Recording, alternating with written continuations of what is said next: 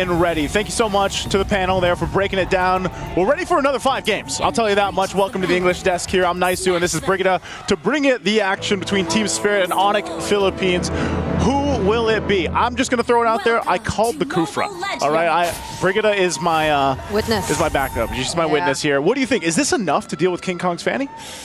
I mean, it does feel like they've just decided to directly respond to whatever was brought out here by ONIC PH, but I feel like it ultimately lies in how well they're able to play around this Yi Sun Shin, because it's going to be a very crucial part in this entire piece that Team Spirit does want to play in this game, because majority of the damage is going to rely on him, especially for those early skirmishes, as pointed out by our panelists, because we're expecting a lot of those to come in the first few minutes of the game. Yeah, I think this is a very, Trek said it best there. It's like, this is a very different flavor that we're already seeing in Game 1 with the drafts here, which is great. Again, and we also have another debut hero to MSC, and we've had so many picks. I'm not sure exactly the number we're at. I know it's like 87 or something like that. Here's a play, though, on Kirk. Tyrant's Revenge towards the XP laner, but Brusco's also there to provide some sort of assistance. And for Kid Bomba, you generally have to play it carefully for the glue in this game, because the Faramis came in at the perfect time, Yeah, the Faramis is great. A lot of teams kind of sleep on this pick still, but nonetheless, it's very valuable. The NetherRealm's great. It's got a 100% win rate right now, and the couple times that we've seen it pop up. But you can see a whole lot of common emblem over here for Team Spirit to go ahead and play around this. Again, you're going to have to maybe just set things up with the Kufra if you can, if you're Sawo, but also you can rely on the fact that Kid Bomba is on this glue. And like we saw from the previous series, glue, or really any of our XP laners right now, the main heroes that are picked up, could be so valuable to a lot of these games in and out. So this first objective is going to be the focus here. They're going to already poke back and forth, pulling Sawo back, but they fight for space around the turtle. Yeah, they've zoned out one shot really well, but the fight is still going on. King Kong trying to look for Sawo, but the clutch shield coming in from the turtle might save him just for a bit. NetherRealm also committed as well, but they're still going for the fight. Kirk jumping in with the Infernal Pursuits, but this might be the time to disengage. The SOD is gonna land, and it might be time for Hiko to go in if he does decide to join the fight. But Team Spirit will have full confidence that they're able to take it on, even without Hiko. Great comms there. Team Spirit, I feel like Hiko probably was like, should I follow through? But, it was the call from Team Spirit, and Kid Bomba's like, no, we at least got another kill, or we got one of the kills here that we needed, plus the objective. So that gives them that little bit of advantage now. And again, it's just one of those things that kind of can have the factor where it builds up on compound interest here throughout the game. But nonetheless, you just want to farm up. If Hiko has this opportunity to just farm up on the Mozkov, that's where we've seen the capabilities of turning games around later on. He doesn't have to just join these fights. Even if he lands a Spirit Destruction, that's completely fine. But even then, King Kong getting the kill himself, giving him a little bit of a amp-up time here on the Fanny. So far, though, it's interesting, Breda, because everybody still gets super excited for a Fanny. Yeah. And he's going to, this is Kid Bomba. He should be fine. He should be. Gets the mount on Kirk, brings him under the turret as well, and that possibly saved him for this particular instance. King Kong and Kirk might play it a bit more safer now because the SOD is also there. Crimson Beacon in! Coming in from Sunset Lover, gets to find the knockup and the kill onto Kirk. Man, oh man, I didn't know if Hiko would follow up again, but again, that's threat enough. I landed the spear. You don't know if he's going to follow through or not, but still the glue pulls through. It's such a suspense factor here for... The spear or the glue? The spear. I was going to say, glue is also suspenseful. That's true. Both, somehow, yeah. But the SOD landed twice. He never went in. He doesn't, again, it's like there's this passive effect to it. It's like, okay, everybody's like paying attention to that. Like, does he follow through or not? So Team Spirit has control right now of this turtle because King Kong's got to get his own purple buff. Whoa, Sawo didn't go in with the Tyrant's Revenge anymore. Didn't have to. There's the knockup from the Lantern Flare and Kid Bomba. He finds Kirk. This time around, the spear won't land, but AOG will, knocking up multiple members from Team Spirit. But King Kong coming in from the sides. Will he be able to find a kill? Weber's one shot still alive. Gets to use the Traceless to keep himself safe. Kid Bomba mounts onto another member. That's going to be Super Prince. But he will have to walk away. Oh, Sawo. He's jumping in. He goes forward. but there's no dice there. You know, you can't. I thought they would stay a little bit longer, put some pressure there, but. Hey, Team Spirit gets themselves a 2.5K lead. They've got a couple more kills in favor, plus that objective. And this has just been a gold lane 1v1 for this 5 minutes, which is great because, again, coming into this matchup, we were comparing the two gold laners here with Hiko and, of course, Kelra. And, yeah, I think you need more time to see exactly the hype buildup for Hiko. The Hiko mania we talked about back when we got to see him get that Savage over an M6. But right now, it's just him and Kelra holding down the gold lane. It's going to take some time, especially for these two gold laners we're seeing right now. A lot of the focus, particularly in the past few games that we've seen here in MSC, definitely lies in the mid trio and in how well they're able to manage that mid lane. But now King Kong, gets mounted here by Kid Bomba. One shot trying to apply the damage. And even right under the turret, they'll be successful in that pickoff. And that is just how annoying a glue can be. Even sticking to a fanny, making a flying fanny, making you just have a hell of a time. And then you complement that with a Kufra. So they're going to put the pressure on the purple buff. And this is where it starts to really hurt. If you are playing a fanny and you fall behind like this, even down to the purple buff not being available for you, it puts you in a really difficult spot. Yeah. And to be fair, I feel like Sao hasn't been the one to go in first majority of the time. Even when there were moments that it felt like he could go in with a Tyrant's Revenge and find a setup onto at least two members of ONIC PH, it felt like the way he's playing this Cooper right now is just to protect the key members of Team Spirit, at least for now, because they still acknowledge the fact that ONIC PH, they can still go in at any moment in time. King Kong can still go in from any angle he wants to. And so all their priority lies now or falls into keeping one shot safe and handing over the snowball, which clearly is working because he's already 1,500 gold ahead of King Kong. This is one of those situations where ONIC Philippines has to figure an answer out for, dealing with that setting potential that we're seeing from Sao or Kid Bomba's kind of front tankiness that the glue gives you. But also, eventually, how do we get to one shot? How do we get to Hiko later on once he's activated for those fights? That's the biggest question here. Now, again, you can play around the utility that you have a Faramis. You can play around that King Kong should have some decent damage on the Fanny throughout the game. But as we're seeing, even for King Kong, he's having a hard time cabling in and out of these fights. It's not the easiest for him to do.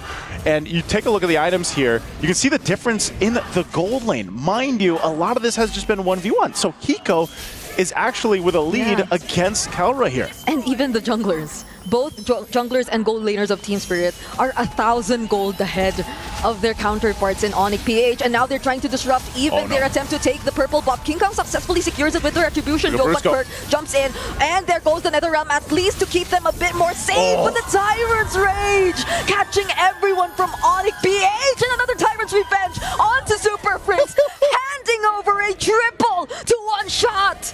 One shot, 3 kills. Gets a triple and makes it work. And that's all, again, putting pressure on the purple buff is all they have to do because they know that now ONIC Philippines is in this position where it's like, we got to go ahead and get a purple buff to King Kong. Yes, he was able to go ahead and secure it with the retribution. But again, your team is in this position that they're going to be forced to fight because of the way this lineup works for Team Spirit. So now they find themselves with a very healthy lead. And I'm surprised with some of the positioning here, some of the decisions from ONIC Philippines to go and force this, force these situations where they're up front to get information, to do what they can.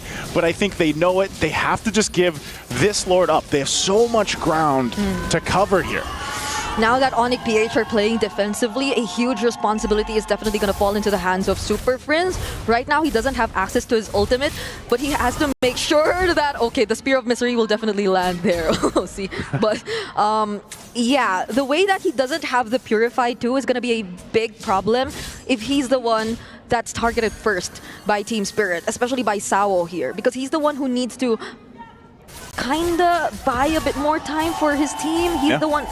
He's the only one capable of doing that because so many things have to be set in place for ONIC PH and their lineup to work, and not even their attempts to manage the macro are working right now because every time King Kong tries to go out with a Fanny, there's just this immediate response. You see it right now from Team Spirit to not allow them to go any further. Yeah, this is great. This Lord is eventually going to go down here. It does get a charge up on the top. Sao's charging up himself. I don't think they want to force this fight. They're going to clear out the waves here. They hold on to these base turrets. So even with this kind of lead, Team Spirit doesn't want to overextend into this. Yeah. Just taking it through this. King Kong takes some damage. He'll be fine. He's just trying to clear out these waves, but they will lose that holy defense shield now on the bottom side. So Team Spirit has pretty much accomplished what they set out to do on this first Lord push.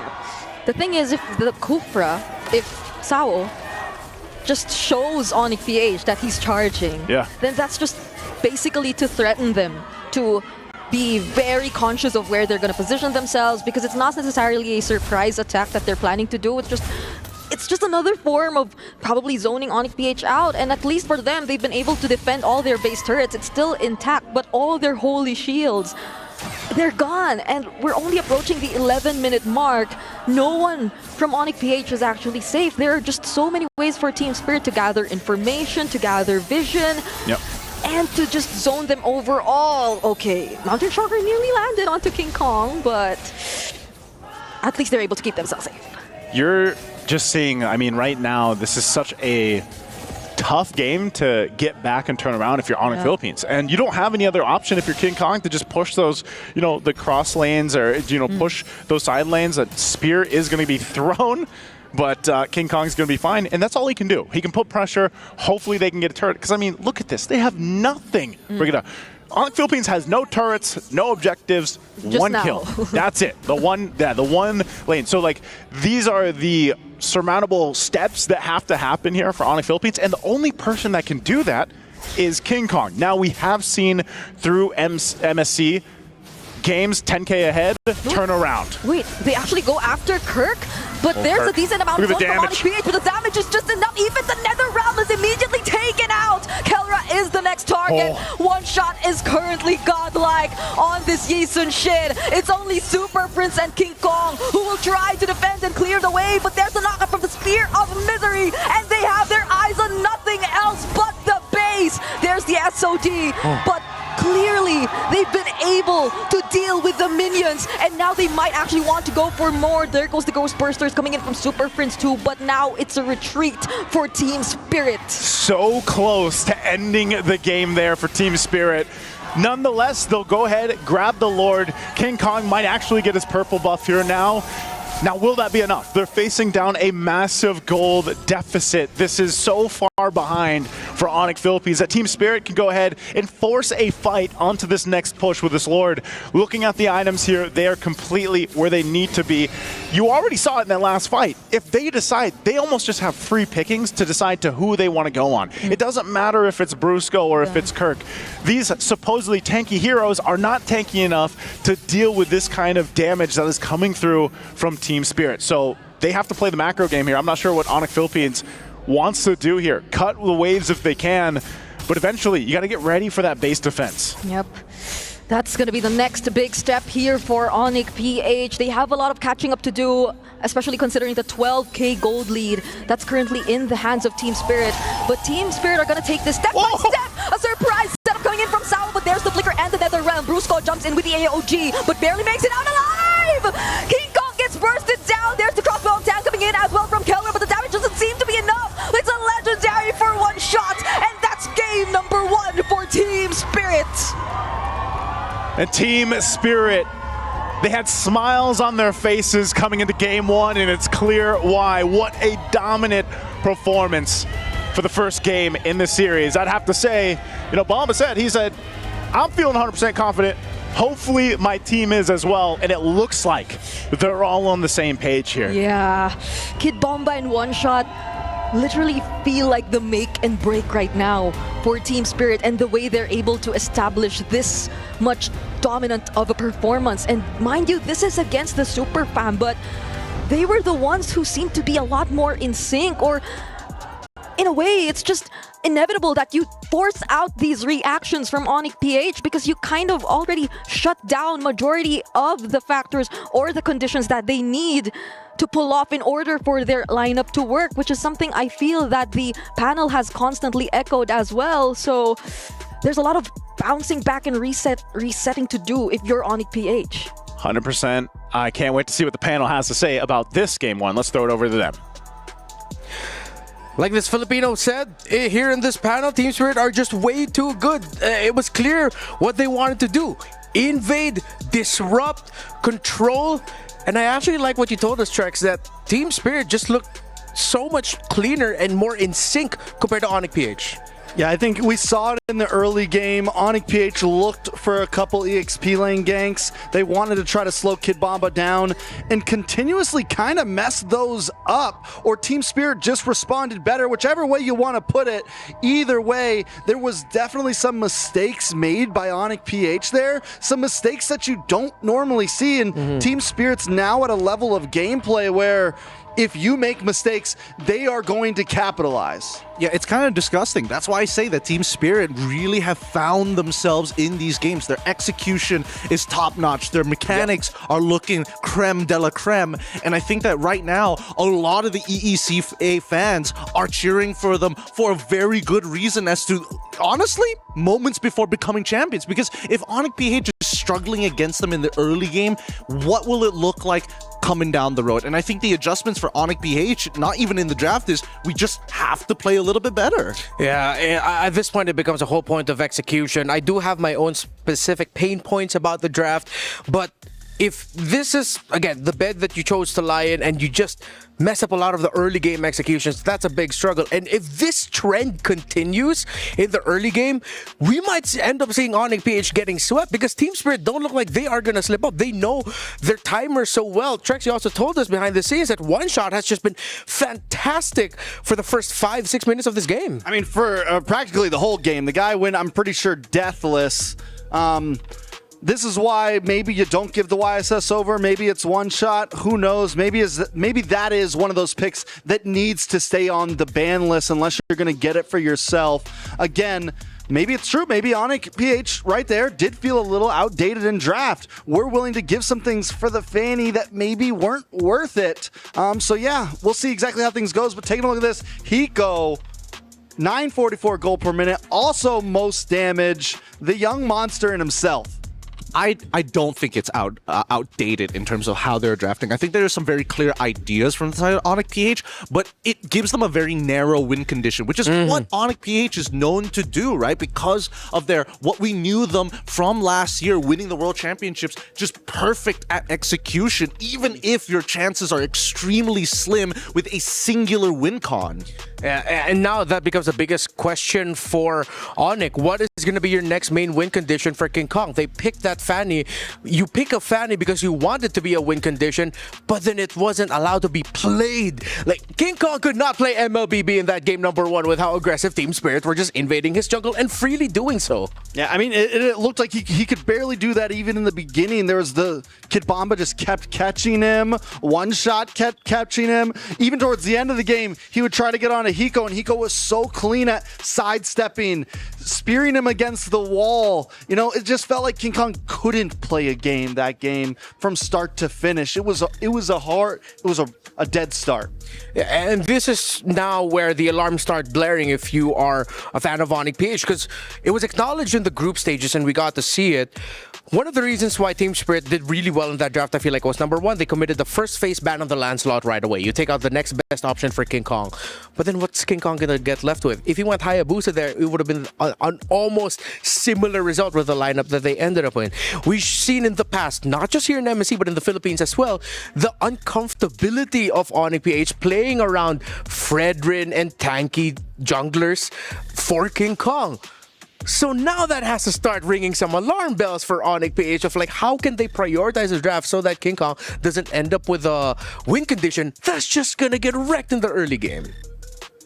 That one's a little tough, right? Because again, it comes at major sacrifice. And I think at the same time, Team Spirit has done really good homework into how to kind of mitigate the problem. A lot of why we didn't get to see the Hayabusas come within that first phase was, hey, Moskov was already locked in for us, for the side of TS. They had the insurance policy, paid the premiums for it, and now we're just waiting for the damages to come on through before they can claim and cash out. Yeah, I think we could also say that the game could have fallen into ONIC PH's hands there. It's just there was, like I said, there was a couple early game ganks where they got bonked, where they advantage got taken. And when you have something like YSS that's going to farm up, when you have a composition like Team Spirit, it's all about, because if they did, it's all about who gets those first couple kills, right? Who starts a snowball. Because if ONIC PH snowballed there with the Fanny, with their composition, the game could have looked very similar, just on the opposite side of the gold, you know? So I think maybe we don't take a rush approach. Maybe we take a slower approach. Maybe we be a bit more patient. Team Spirit isn't a team that you're going to be able to just snowball against, I feel like. I think right now for ONIC PH, open up multiple avenues for win conditions, right? Have that curve, that bell curve that everyone keeps on raving about. You need an earlier stage of the game to survive. You need a mid stage where things really start to escalate, the peak of which you're fighting against your opponents, and a guaranteed late stage hero that could actually get you over the line. Because the comps that we're seeing, no possible siege composition for the side of ONIC PH, right? You just have to win early to mid, and that's it. Yeah, it looked like the composition that they drafted and went into relied a lot on just winning skirmishes early on. That's one of the reasons why you picked the Faramis, as we acknowledged earlier, wherein the Faramis comes out because you're showing the other team we're willing to skirmish and we're confident we'll be able to outplay you. That wasn't the case. So, real quick, before I go into my next big question, just a very quick one. Should the Faramis have been something else? Did it lean a little bit too much onto the idea of wanting to fight? Should they have gone for something with a little bit more crowd control? No. I think that the way that ONIC played it, they had an idea of, we know that we needed an answer to this glue. We wanted the Faramis to do so. We've already set up Brusco on the Gato to make sure that no matter what pick, even if it was a Valir for all intents and purposes, the laning phase would have been okay. I think the Faramis was okay, but again, I think King Kong bit a bit more than he could chew on some of those ganks. I think maybe they underestimated Team Spirit a little bit. Maybe they underestimated Kid Bomba. Maybe they underestimated Hiko. Maybe they thought they could run in solo queue against 2 or 3 people and be able to pull things off. But they weren't able to. So again, I think it's more about how they approached the match than exactly how the draft went. Could the draft maybe been a bit better? Yeah, but... So if that's the case, would you like to see ONIC PH still commit to drafting from the red side to see if, okay, similar to what SRG did game 4 to 5 against RQ. They acknowledged game 4, they messed up early game execution of the first 3 minutes. Game 5, they went for a slightly similar approach in the draft in terms of their priorities, just changed some things up. Do you think that's something ONIC Philippines could go for now heading into this game number 2? I think, okay, so there's 2 risks, right? There's 2 risks. If they go to over the blue side, there's a high possibility that, like, you know, we do see that Team Spirit doubles down on making sure that the high priority assassins from the side of ONIC gets punished, right? Like, we've seen Kirk is going to play weak side a majority of the time. If they want him to get ahead, sure, Brusco, Y hero pull, Super Friends, high hero pull, Kelra can also play weak side, but he needs like a combo. He needs a big setter to make it work. So really, King Kong is the pain point, and I think if they want to double down on getting rid of the Yi Shin Shin, getting rid of the Lancelot, they can still go down that route. Yeah, I think it's hard to say in draft just yet. It's hard to say exactly what the right answer is, because for me, even though it feels so weird saying this, they just kind of played poor. I feel like that game, they were just a little off in the beginning. Whatever that means, what happened, I don't know what exactly happened in their heads, but TS just played better in the early stage, and that turned into a 10,000 gold lead. So it's a little too early for me to say, oh, blue side's the answer, oh, red side's the answer, oh, this is the answer. I think right there, they just need to play better. All right, and as we saw in our fantasy lineups at the beginning of the day, a couple of us did include some key figures from Team Spirit. Kid Bomba's there, but now we go back to the center of the map. We look at Sawo, we look at Sunset Lover. Will ONIC PH now try to see if they can get a better matchup in the center of the map so that Sawo and Sunset Lover aren't so freely able to do the things that they did in that game number 1? I don't think that they were... that's the thing, right? When you look at that laning phase, the Gothot makes it null and void, right? It's like, how often did they really get to interact with the farmers? I would say pretty much none. By the time that they've already made the mistakes in the early game, the gold lead was basically in the hands of not only Hiko, but alongside with Kid Bomba, right? That's where we saw the majority of that lead. And then obviously the YSS because of the amount of time wasted, but even so, it's a strong game from them. We have a quote here from Kid Bomba. He says, "We picked ONIC PH because ONIC feels like the more complete team," referring to ONIC ID. "I believe we rather play against ONIC PH. Now that we're in a single elimination match, we'll see what happens." Oh, wait, no. I don't want to say that he was referring to ONIC ID, just as ONIC. So a little bit of a question mark there. So I'm not going to put words in Kid Well, I think Bomba's mouth. ONIC is ONIC. Yeah, ONIC PH is is ONIC PH. Isn't it? Oh, yeah, that's true. We don't have ONIC ID. It's just ONIC. It's just ONIC. Okay, so he could have been talking about the Indonesian counterparts. Were they the first? Yes. ONIC ID was the first, right? I mean, they had two branches from like a very early stage. Yeah, from an extremely first. Indonesia. The Indonesian branch was first, yeah. Oh, we got some Restreamer leaderboard. Okay, by the way, there is also prizes for the most hours watched, and peak viewers actually goes to Zcast Gaming. Where are we right now? Okay, Zcast because Gaming? of peak hours watched, Zcast Gaming is currently leading the leaderboard. Oh, that's interesting. Yeah. Especially when you have like Siteo Wanade and as well as like R7 on top of Skylar. Nice job. Well played. Hold on, where's our boy Mirko at? He'll catch up. He's over in the other room Restreamer right now. Make sure you guys tune in. Shout out to Mirko. Shout out to Mr. Wolfcasts as well. Mr. Wolf. Also recovering right now in the hospital. We send you all our praise and our love, sir. Might be recovering more after this series. Yeah. He needs that ONIC Band-Aid. just a little porcupine right there on his foot. Considering that his cat is already named Meow, I think I'd be very curious to see what he would name the porcupine. All right. So I do want to bring it back for a second. Earlier you mentioned like mid lane control. I think if there's anything in draft that ONIC PH can do is don't let that YSS go into the hands of one shot again. All right. I think if there's any hero, and there it is going to get banned out by Team Spirit because they know better. I do think this is one of the few picks in my mind that should not get let onto the map unless you are going to get it for yourself. Team Spirit banned the YSS and the Lancelot, and that I think that's it in terms of like getting some of the best picks possible out in the hands of King Kong. Boxia. They also have to get rid of the Boxia. They need to open up a couple more mid picks here, and then we'll see what the response is. Because so far, the underperforming heroes that we've seen from King Kong also include the Fredrin. Yep. ONIC PH are actually the ones to ban out the Boxia. Could be setting up for a Uranus rush pick, but then Uranus priority has also went completely down ever since the group stages. Yeah, I mean, and I think in the last day since yesterday, we didn't even see a picked or ban, did we? It's only these two teams are the one. Only ONIC PH has been the one to ban it so far in Knockout. They don't ban it this time. Is that another small tale of like, what's going on? Like, why do they think so differently than every other team right now? We're going to see now for Team Spirit's last ban. The Bosch is gone. They decide to ban out the Kalea. See smiles there from the head coach of Team Spirit. ONIC PH are now going into the first. Do they put priorities at the center of the map for Super Friends? Nothing to rush in the EXP. Gold, nothing to rush. Oh, they can rush the 1-1, but then it might end up becoming the same story if you can't build around it well. The mid lanes is a possibility. I think with the 1-1, if they decide to rush it, there are still some utility junglers out there they can put on the front side, the Fredrin, things like that. I almost feel like if they wanted to go the Firmus last game, a Fredrin would have been a bit better. They go for the 1-1 up front. Team Spirit now with the response. Do they just pick up the Phoveus again? And Phoveus mid lane, Phoveus Jushin, just back to back. It's comfort for them. Yeah, Phoveus Jushin, or I feel like Phoveus Farsa could be good alternatives as well. But they go for the CC for Kid Bomba. They want that priority for Kid. And of course, CC over Phoveus. Dude, that's crazy. So they lock in the CC. I like the fact that Kid Bomba has that paper in front of his mouth just to try and so that they don't read, the opponents don't read what he is saying. Maybe it's loud in there. Maybe it's loud in there. You They're know? wearing headsets. Also, to be fair, Kid Bomba's on the side of the table that's closest to the side of ONIC, because right with how it's set up, see, it's very close to where Kirk is. Right? It's so wild. It's so wild. But wow. Okay. No, wait. Huh? With the Phoveus Why? open? Why? Romarlot? Why? But yeah, show both.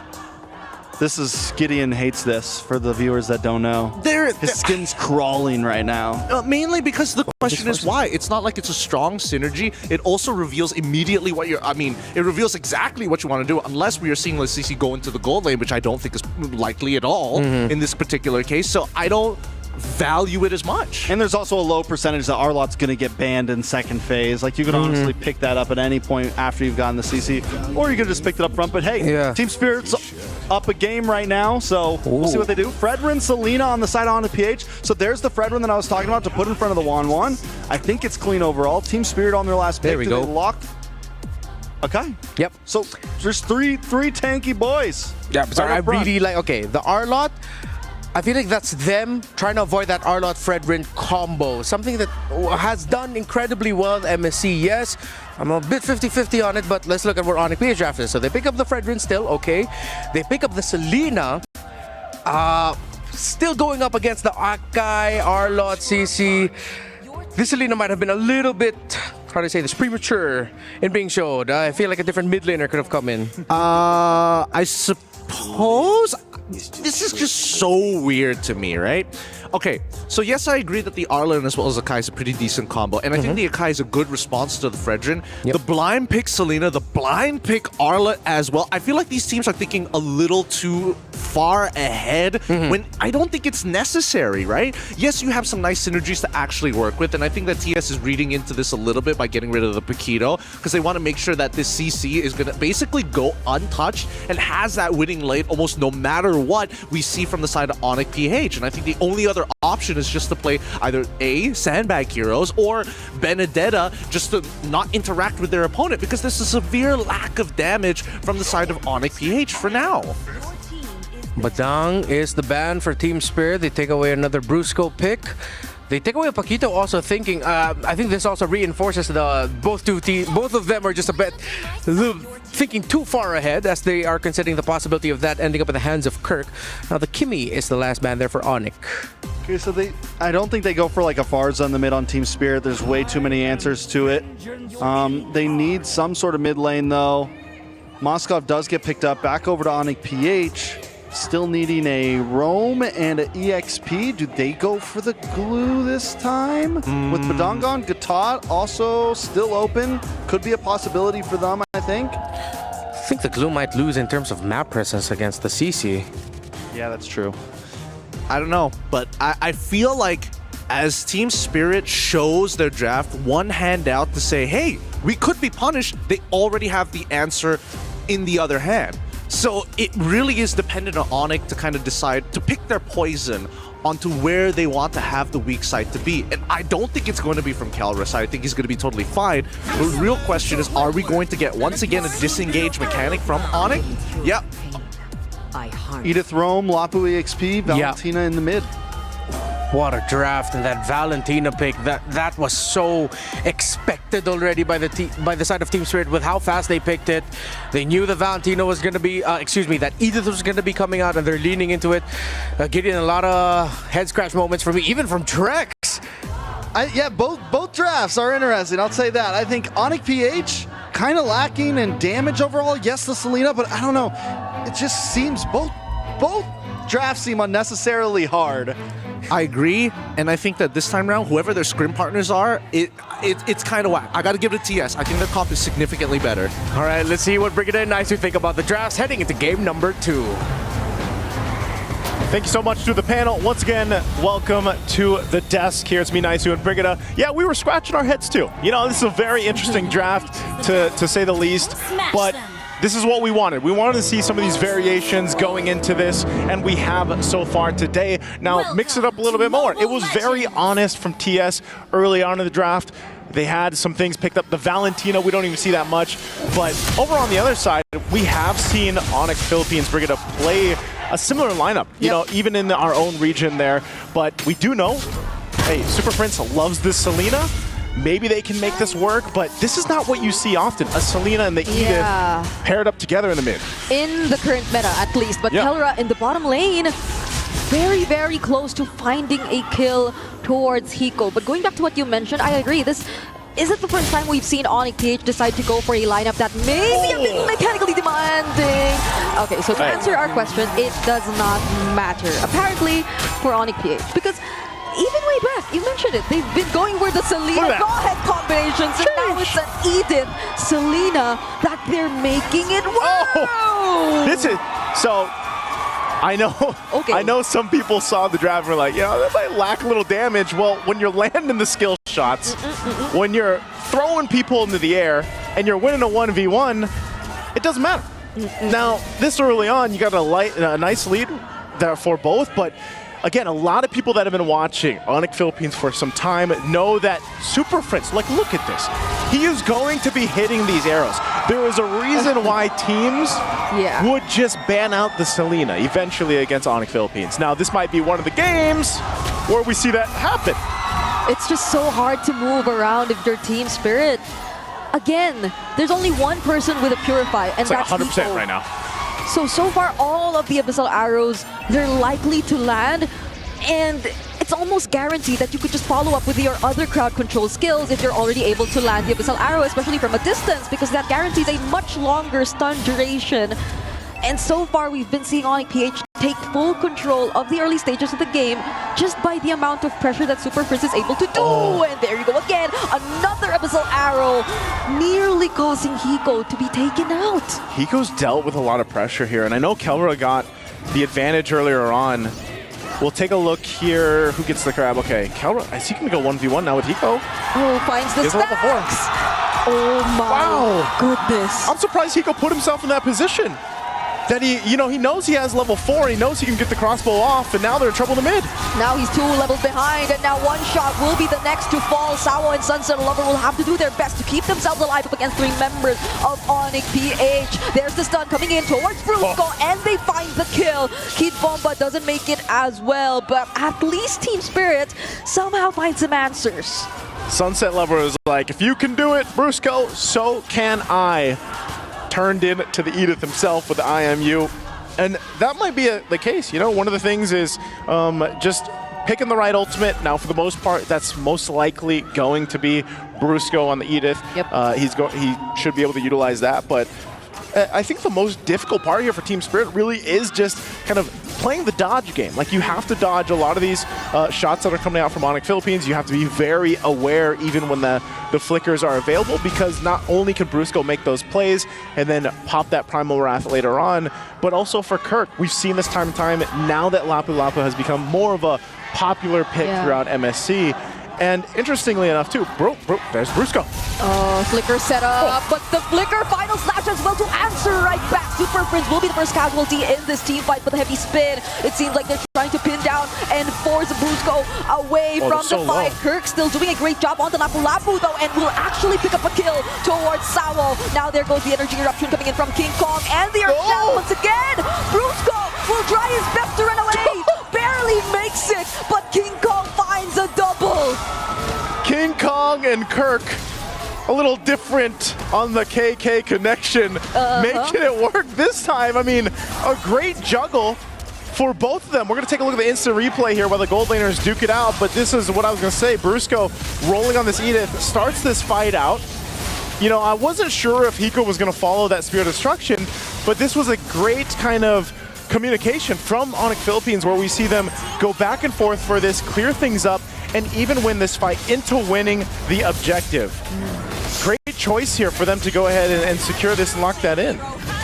I know we might have just pointed out the entire conversation about damage and the lack of, well, not in the panel earlier, but it seems like the sustain actually worked wonders for ONIC PH during that team fight, because they were able to stay in the fight long enough, especially King Kong and Kirk. And now they go for another target. It's gonna be none other than Sawo, who won't be even able to use the Vengeance to reposition, granted the amount of chain CC.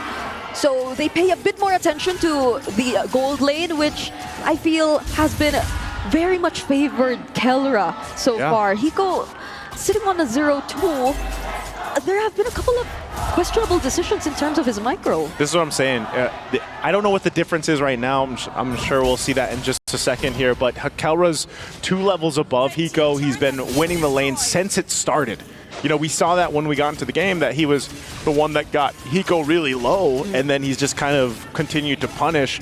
And even if a Super Prince just shows up, or anyone really, Brusco as well, they put enough pressure on Hiko that he's kind of just forced off of the turret. And that's why we see that tier 1 down. So Team Spirit might want to just kind of decide, like, do we need to just let Hiko stay to himself and go ahead and farm up? And how do we play that? You know, how do How do we let that go? Yeah. Big shout out to the crowd there. They're super happy about this right now for the game 2, especially how one-sided game 1 was. You know, Team Spirit had that very decisive game 1, but it seems like ONIC really in control of this one. Okay, Kelra. Nope, but hold on. Yeah, he had to use the Purify there, but another final slash and the SOD. Hiko might decide to join this time around, but the moment he does, he gets taken out right there. Kirk and King Kong will be traded, however. There's another little arrow landing onto Kid Bomba, but Super Prince! The risky flicker in that he decided to go for. Kelra finding the stacks, but Sawo immediately falls. A 3-for-3 trade so far, Naisu. Super Prince wanted to say calculated, but that was a little miscalculated. He thought he could get it. Unfortunate for them, not. But they will go ahead and get another objective, maybe 2, once that turtle's locked in here.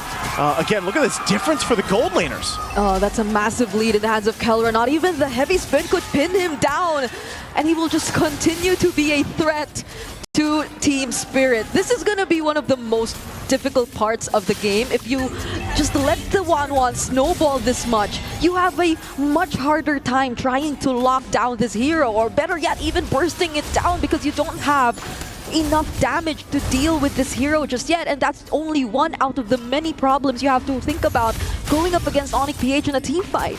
Yeah, because Brigitte, you have to think about it this way, and I know our panel mentioned it. It's like the damage for ONIC Philippines' lineup would traditionally need to take some time to build up, aside from, you know, of course, Super Prince here. But they've bought enough time because Kelra has scaled up so quickly in this game. Oh, but this could be a fight here. Yeah, the curtain call was used on King Kong and as well as Kirk, but it's actually the members in the mid lane who get punished heavily by that engage. Kelra taking down 2, and they just need one last hit to take down this tier 1 in mid. As I was saying, the scaling here for Kelra happened so quickly, and part of that wasn't even the team. Again, he did this in the lane from the start against Hiko, and Hiko is continuously playing catch-up. Now sitting at level 9 to Kelra's 12, he's multiple thousands gold behind, and this is what Super Prince does best on the Selena. He will just continue throwing out arrows, landing them, and being a threat. Doesn't get to dodge the Appraiser's Wrath. And they were that desperate that they had to use even the heavy spin just to get away. Hiko will be trading things out for now, but there's Kirk that's up top to manage things for his team. Final Stash will be committed onto him as well. We're taking a look at the top lane. Landshaker doesn't land onto Hiko, and they're trying to run away, but Super Prince, will he be able to successfully block their path? Abyssal Arrow doesn't land, but even just Kelra standing right there, you know, he's threat enough. It's already enough. He's threat enough. They don't want to go toe-to-toe with that right now. They're going to lose a whole lot here. So this is now, again, a massive swing in favor of ONIC Philippines. Kelra just picks up the Berserker's Fury. They're in great position to just take this Lord. I don't want to see Team Spirit contest this. I know they're around the mid. They still have Hiko up top, but it's way too late. He does throw the spear. Super Prince tanks it to the face. Wait. Hiko followed through with that, so they might have tried to make a play, but it's better that they don't. So Lord is secured here now for ONIC Philippines. Yeah. We have to see if Team Spirit down this much gold, 7,000 gold, if they have enough in the tank to hold the line, basically, with this push in. Yeah, I feel like they wanted to do something away from the Lord, so there were potentially less members from ONIC PH and less things to risk, and at least they get something out of that downtime wherein they were unable to find at least any trade away from ONIC PH. Now that they've handed over the Lord, I agree. Defending might be a huge struggle for them, considering that it's a 4K lead in the hands of Kelra in contrast to Hiko. Oh, but that's a retribution already committed by King Kong. Slows down Sao by just a bit, but at least the arrow does not land. So that's what they'll have to deal with for now. Defending and holding on to the remaining base turrets. Trying to hold on to these holy shields, but they are going to go down up top. Lord has made its way to the bottom. An arrow's going to be thrown! Oh no, it's Hiko. He still has the Purify though. He will not use it just yet, but the Conceal, it sounded like ONIC wanted to do something, but they're going to respect that Team Spirit. They're all complete, they're all full HP, but this might be the opportunity that they're looking for. Holy Shield's already popped, however, but they're still really trying to threaten them. Oh, got a heavy spin out. That was a massive.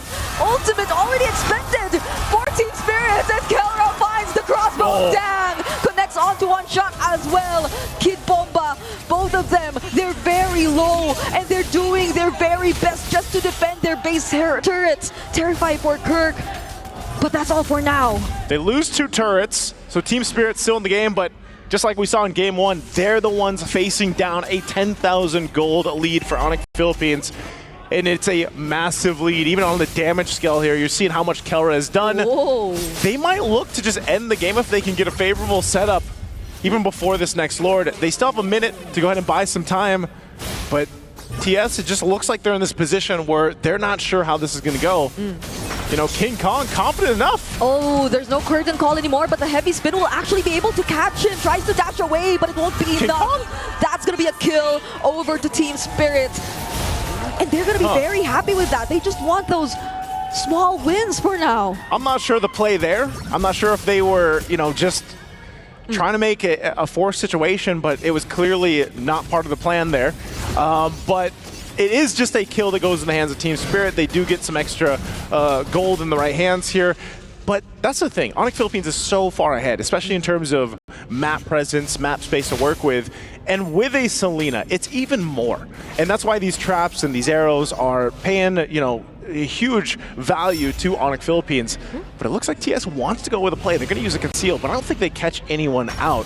Yeah, and I feel like it was just in time. The stacks for Kelra were still there to get some information. Either way, Kirk goes in with the bravest fighter. There's the flicker attempt as well, but they don't get to set up for anyone. So Team Spirit are able to walk away safely, but now there is the Lord. Okay, Lord is up. They're going to go ahead and fight for this one. It looks like TS still wants to go. Yep, there's the stun, and they definitely will be closing in, but one shot!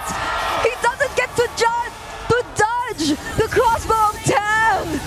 And now ONIC PH, they're looking for more. They're going to be chasing after the other members of Team Spirit. The arrow.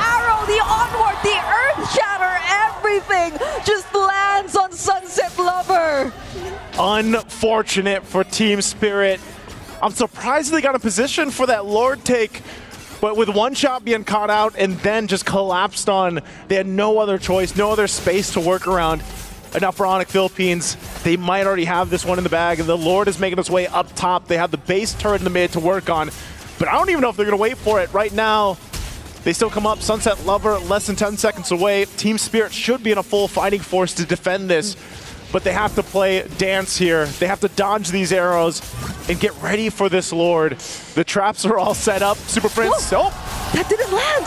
That attempt from Sao didn't land, and now the heavy spin is going to be burned as well. They're only going to try to go after King Kong, but he is too tanky, and they still have to deal with the Lord. And now they will successfully try and attempt to deal with it, but Sao trying to distract the other members won't be enough because Super Prince will just gain access to the members in the back line. It's a 2-for-1 trade so far, however, but there's still a wave coming in the mid lane. Kid Bomba will be trying his best, but he gets to receive the onward and the Earth Shatter. Final flash committed onto Bruchko, and they pop the immortality for now! do they have enough damage? They still have the waves pushing in, and Kim Bomba tries to do it, but the crossbow tang from Kelra's enough to clean it up, and that will be one more for Sao, but a game going to the hands of ONIC Philippines. Team Spirit held on, and they took that risk. They went for the final slash heavy spin combo. Supposedly that would have landed on a single or two members of ONIC PH, but the reflexes were too fast. Yeah. ONIC PH reacted to it just in time, so that resulted in multiple wasted important resources for Team Spirit before the final defense.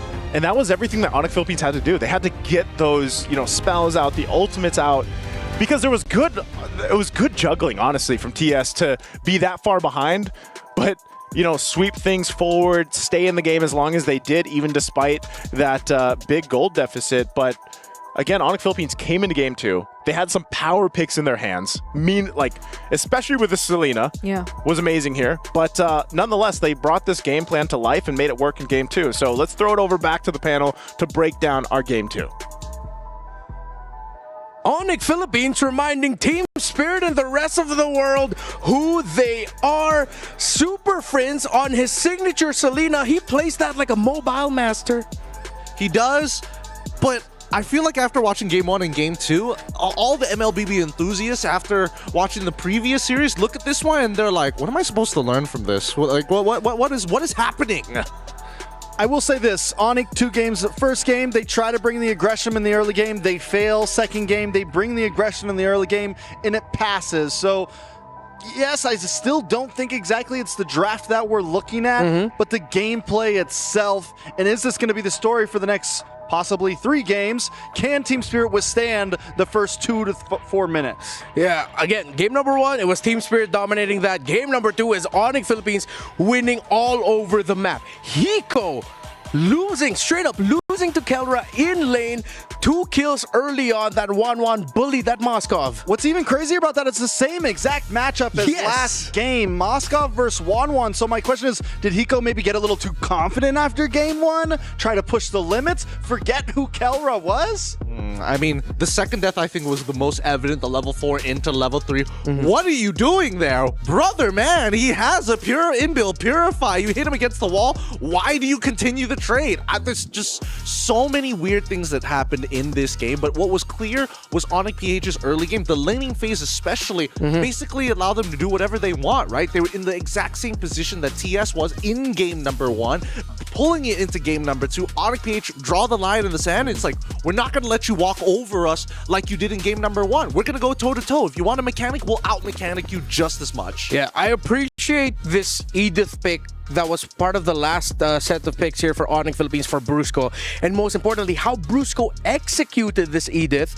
He was checking the rotations of Kid Bomba, Sawo, and Sunset Lover incredibly well. There was a bit of a mishap at the center of the map around mid-game, but at that point, ONIC Philippines just had a massive lead that even though they lost, because Kelra was winning lane so hard, they could afford those little mishaps. They could afford those little slip-ups. Yeah, Kelra getting so close to breaking that 1,000 gold per minute mark, but just showing that maybe 1-1 should stay in the ban phase. Even though you beat it in game number 1, it's still a problem. And outside from that, you know, you mentioned the other player. I'm mentioning King Kong because I feel like the Fredrin was actually a really solid pick from you. Like the Edith, I really liked the Fredrin. I feel like it forced King Kong to stay with the team a bit more. Yeah. Whereas game number 1, he was getting caught off by himself too much, and he allowed the rest of his team to shine with the damage as long as he was able to peel and protect them. Yeah, I feel like this was a little redemption game also from King Kong, who for the longest time now since last season, the community beats have been, oh, King Kong is not that great in the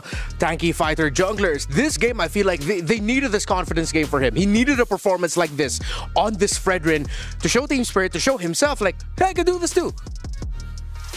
Don't get me wrong, I want to agree with you, but it's really, really hard when you've got a lot of contributing factors to why he was already able to develop a 2-level lead against One Shot in this case. And a lot of it is because, Selena was able to get pretty much a quote-unquote free lane after getting that initial solo kill onto Sawo, but also supplementing the fact that now King Kong has Selena with the traps to make him feel like an assassin jungler, like he's clearing obnoxiously fast because of him. Yeah, it looks like we got a series here. We're not going to be getting any sweeps in this second quarterfinals matchup for the knockouts phase, as now ONIC Philippines have tied things up against Team Spirit. What will happen in game number 3? We'll find out after this break.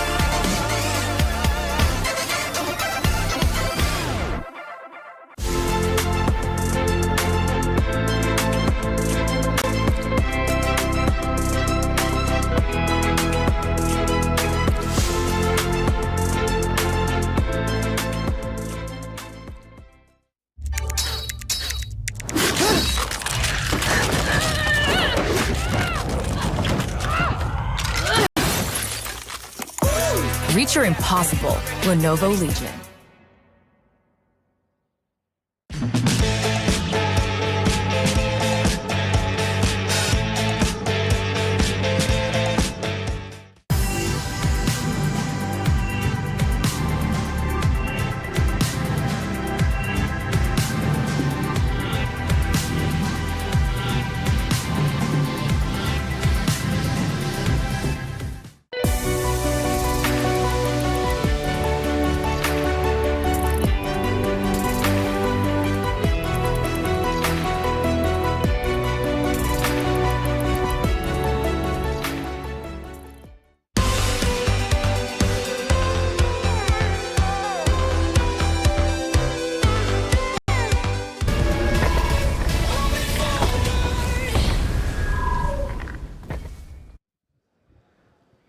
So far, this has been a series determined by how well you can execute in the first 2 to 3 minutes of the games here. Team Spirit did so excellently in game number 1, while ONIC PH clapped back hard and reminded them who they are with a near-perfect execution in game number 2. And of course, individual performances from Kelra in the gold lane being able to shut down Hiko.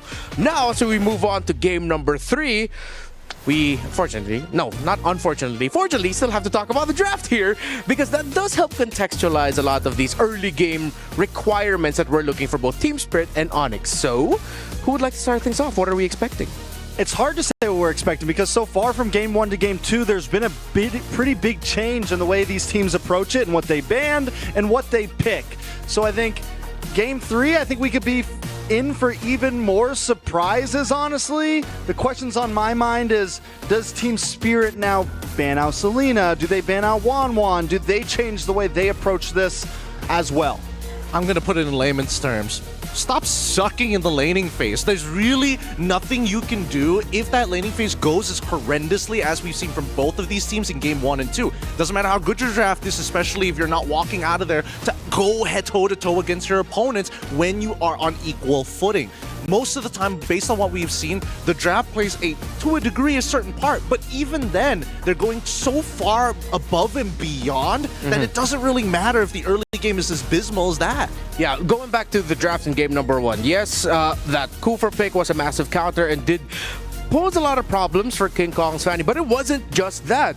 I think we also got to the point where we agreed that if the early game was just a little bit better from ONIC in that game number 1, it would have been a much more different story. It would have been a little bit more even, where now Team Spirit had to really calculate things. So yeah, I think I've leaned in now to, you two have convinced me that it really is all about how sharp these two teams are in the first 2 to 3 minutes and how well they can get their early win game conditions.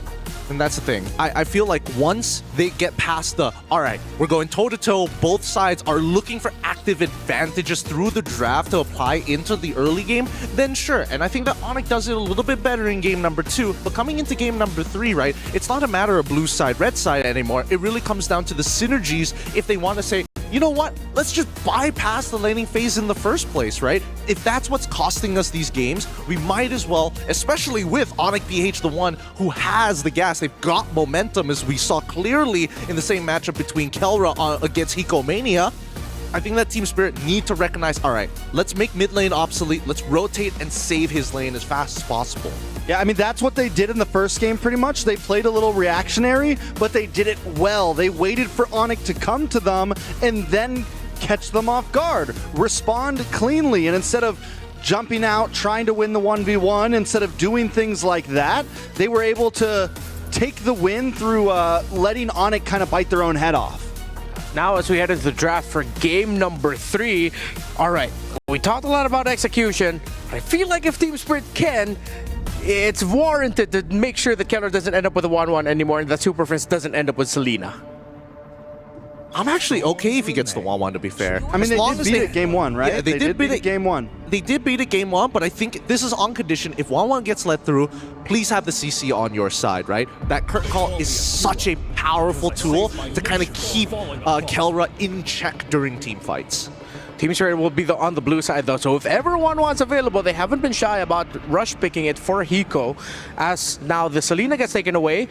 good respect ban by Team Spirit, as Super Friends was also one of the big reasons, alongside Brusco in the center of the map, as to why they were able to supplement King Kong well, and then they were able to control the center, giving a lot of difficulty to the Arlot roam of Sawo. Hey, it looks like Kirk is even getting onto the meta of don't show them our mouth movement, even though we're speaking in a completely different language. Listen, man, Kibama's Filipino. Oh, you're right. I forgot. I'm so sorry. That's my bad. He's actually speaking Tagalog to his own teammates, and that's why he's covering his mouth. So that Kirk doesn't understand. All right, we've unlocked the code, boys. Team Spirit passes out the Kaleo from Brusco. I think there could be a possibility that we'll see Brusco still end up in one of his old comforts in the Cho. Not the favored rush like before, but still does very well against very specific lineups. Okay, something's throwing me off a little bit with the Lancelot ban. Real quick, Basha does come in. Okay, now it makes a little bit of sense. But ONIC PH, I feel like if you're not going to ban the Basha, maybe could have left the 1-1 open for yourselves at least. On their side, they get the CC this time. But there's my answer, right? They ban out the Lancelot. I wanted to see them maybe pick up utility here and get prio utility, whether that's Fredrin or Basha, and they do secure that. I think they also need to pick up Kimmy. Kimmy can't be picked up with Boxy on the opposite end. Maybe Farsa, I suppose. Unless they also want to... No, but they can't even flex picks now that they already had the CC in the first place. So I think it's really down to like, hey, let's just get winning lanes and just, smash the early game. I think Forza could be clean here up front. They go for the Granger though. Another long range. You have burst. You have your bases covered. Instead, you leave Super Friends with the ability to flex into any kind of mage he wants later. Yeah, I appreciate this Granger rush also because now you don't have to worry about a Granger Farsa potentially end up with Team Spirit, and then if ever you do end up with a Farsa, you have a great combo already locked in for yourself. Yeah. For TS, I don't know if they're going to utilize the Boxy as a flex pick. It doesn't seem likely because there's no reason to just yet. I think it's fine if they are thinking about synergies like, the Angela Boxia, but I do think that Kimmy is kind of a must here. Okay, so Kimmy, but then I think Irithel might also do well for Team Spirit. Both will do well, but I think it depends on who... Actually, they can show both. Kimmy is alongside the Irithel. Yeah, then go early, and then later on, surprise ONIC. If they do want to lean towards that Angela, it's a little bit greedy, but Angela Basha, Angela Irithel, you have a lot of avenues there. What do you think, Jerks? I've been seeing the Granger pop up, and the Irithel has popped to my mind too, like for a couple games that we've seen. But I don't know, I'm still, it's such a weird hero. Like it either performs really well or it just bombs out, and sometimes it even bombs out against the hero it's supposed to do well against, i.e. The Granger. So for me, it's kind of scary, especially against a quick farming team like ONIC that wants to get aggressive early on. The Irithel takes a little bit of time. So I kind of like the Moskov, possibly still on Hiko. Give him something comfortable. Beatrix maybe. I think Hiko has plenty of space to play. I don't think they have to rush him up front. Beatrix without the combination. This is assuming that Sawo still has access to things like Kadra. Well, that's why I think they could push him. I think they could push Hiko to the end of the draft, is what I'm saying. I don't think they need to rush him. They could prio Sawo. They could prio other players before locking in a gold lane. I can get behind that, right? Especially if they're locking in like Kimmy. I mean, if they go Kimmy and then they have to figure something else out, what would be the other flex pick in this case? And I think that Cho, it's not the greatest, but it does kind of disincentivize ONIC to look to play an assassin. For flex, they could lock in a Badang early on. Oh, that's also good. Like, lock in the Badang here, maybe their mage, and then they have nice movement, they have nice pivot position for their last two picks. We're going to be seeing the draft return in just a bit. We're just sorting out some things on the stage right now to ensure that our players have the best and most even playing field. So thank you for this patience, for your patience, and we will continue discussing the draft here. If you have any picks that you'd want to throw up into the air, don't forget, wherever you're watching, feel free to comment, join us, and sound off online, as the online community have been very vocal, and we do play off a lot with what the community has been feeling with picks. Can we get more shots of Cold Star? Because God, he's so handsome. They keep getting his perfect side profile, and I'm just like, geez, dude, he's got jeans. Jeans. Yeah. Great retort. I love it. Oh, Kelra's just vibing out into the meantime. I'm thinking whether or not ONIC is still going to lean into the Edith pick. And I think more and more, now that they've already conditioned 2 times, that it has gone into not only the EXP lane, 3 times at this point, that it's not only gone into the EXP lane, but it's possible for people like Brusco to pick it up later down the line. I think it's a great flex pick, and I think that is something that they might want to even consider throwing into the roam position again if they're not looking to have like that hard disengage. I agree. I think at this point I'm still so thrown with the drafts right now. They're gonna be like Arlen. It's just, well, even just meta in general right now. It's not easy being an analysis trying to guess drafts, right? Because there's just so much room to move. They do finally lock things in. Moskov, so they take gold lane. They get comfortable. I mentioned the Moskov earlier. There's a possibility. Do we see the Badong or something like that pop up to still leave themselves open? We do. There it is. Yeah, great prediction there. They do have multiple flex options, surprisingly enough. As we've seen Baksha not only go jungle, but also into the roam. We've seen Badang go roam, EXP usually roam, but the possibility is there. So ONIC Philippines will have to take that into consideration. They might want to... Do they go Super Friends or King Kong here? Considering there's already a chance Team Spirit are showing their jungler, and it might just be the Baksha. It's tough. So hard. Yeah, I think no matter what, it's a bit of a pinch. The Baksha really locks down like a majority of the heroes. You go for Kimmy, you basically have the counter pick. You go for Frederick, immediate counter pick as well. They're gonna go for Joy. All right. Okay, so at least ONIC isn't afraid to say, hey, I'm expecting you to invade me, but once I get 2 items, maybe I can look for Hiko and play towards Kelra's side of the map.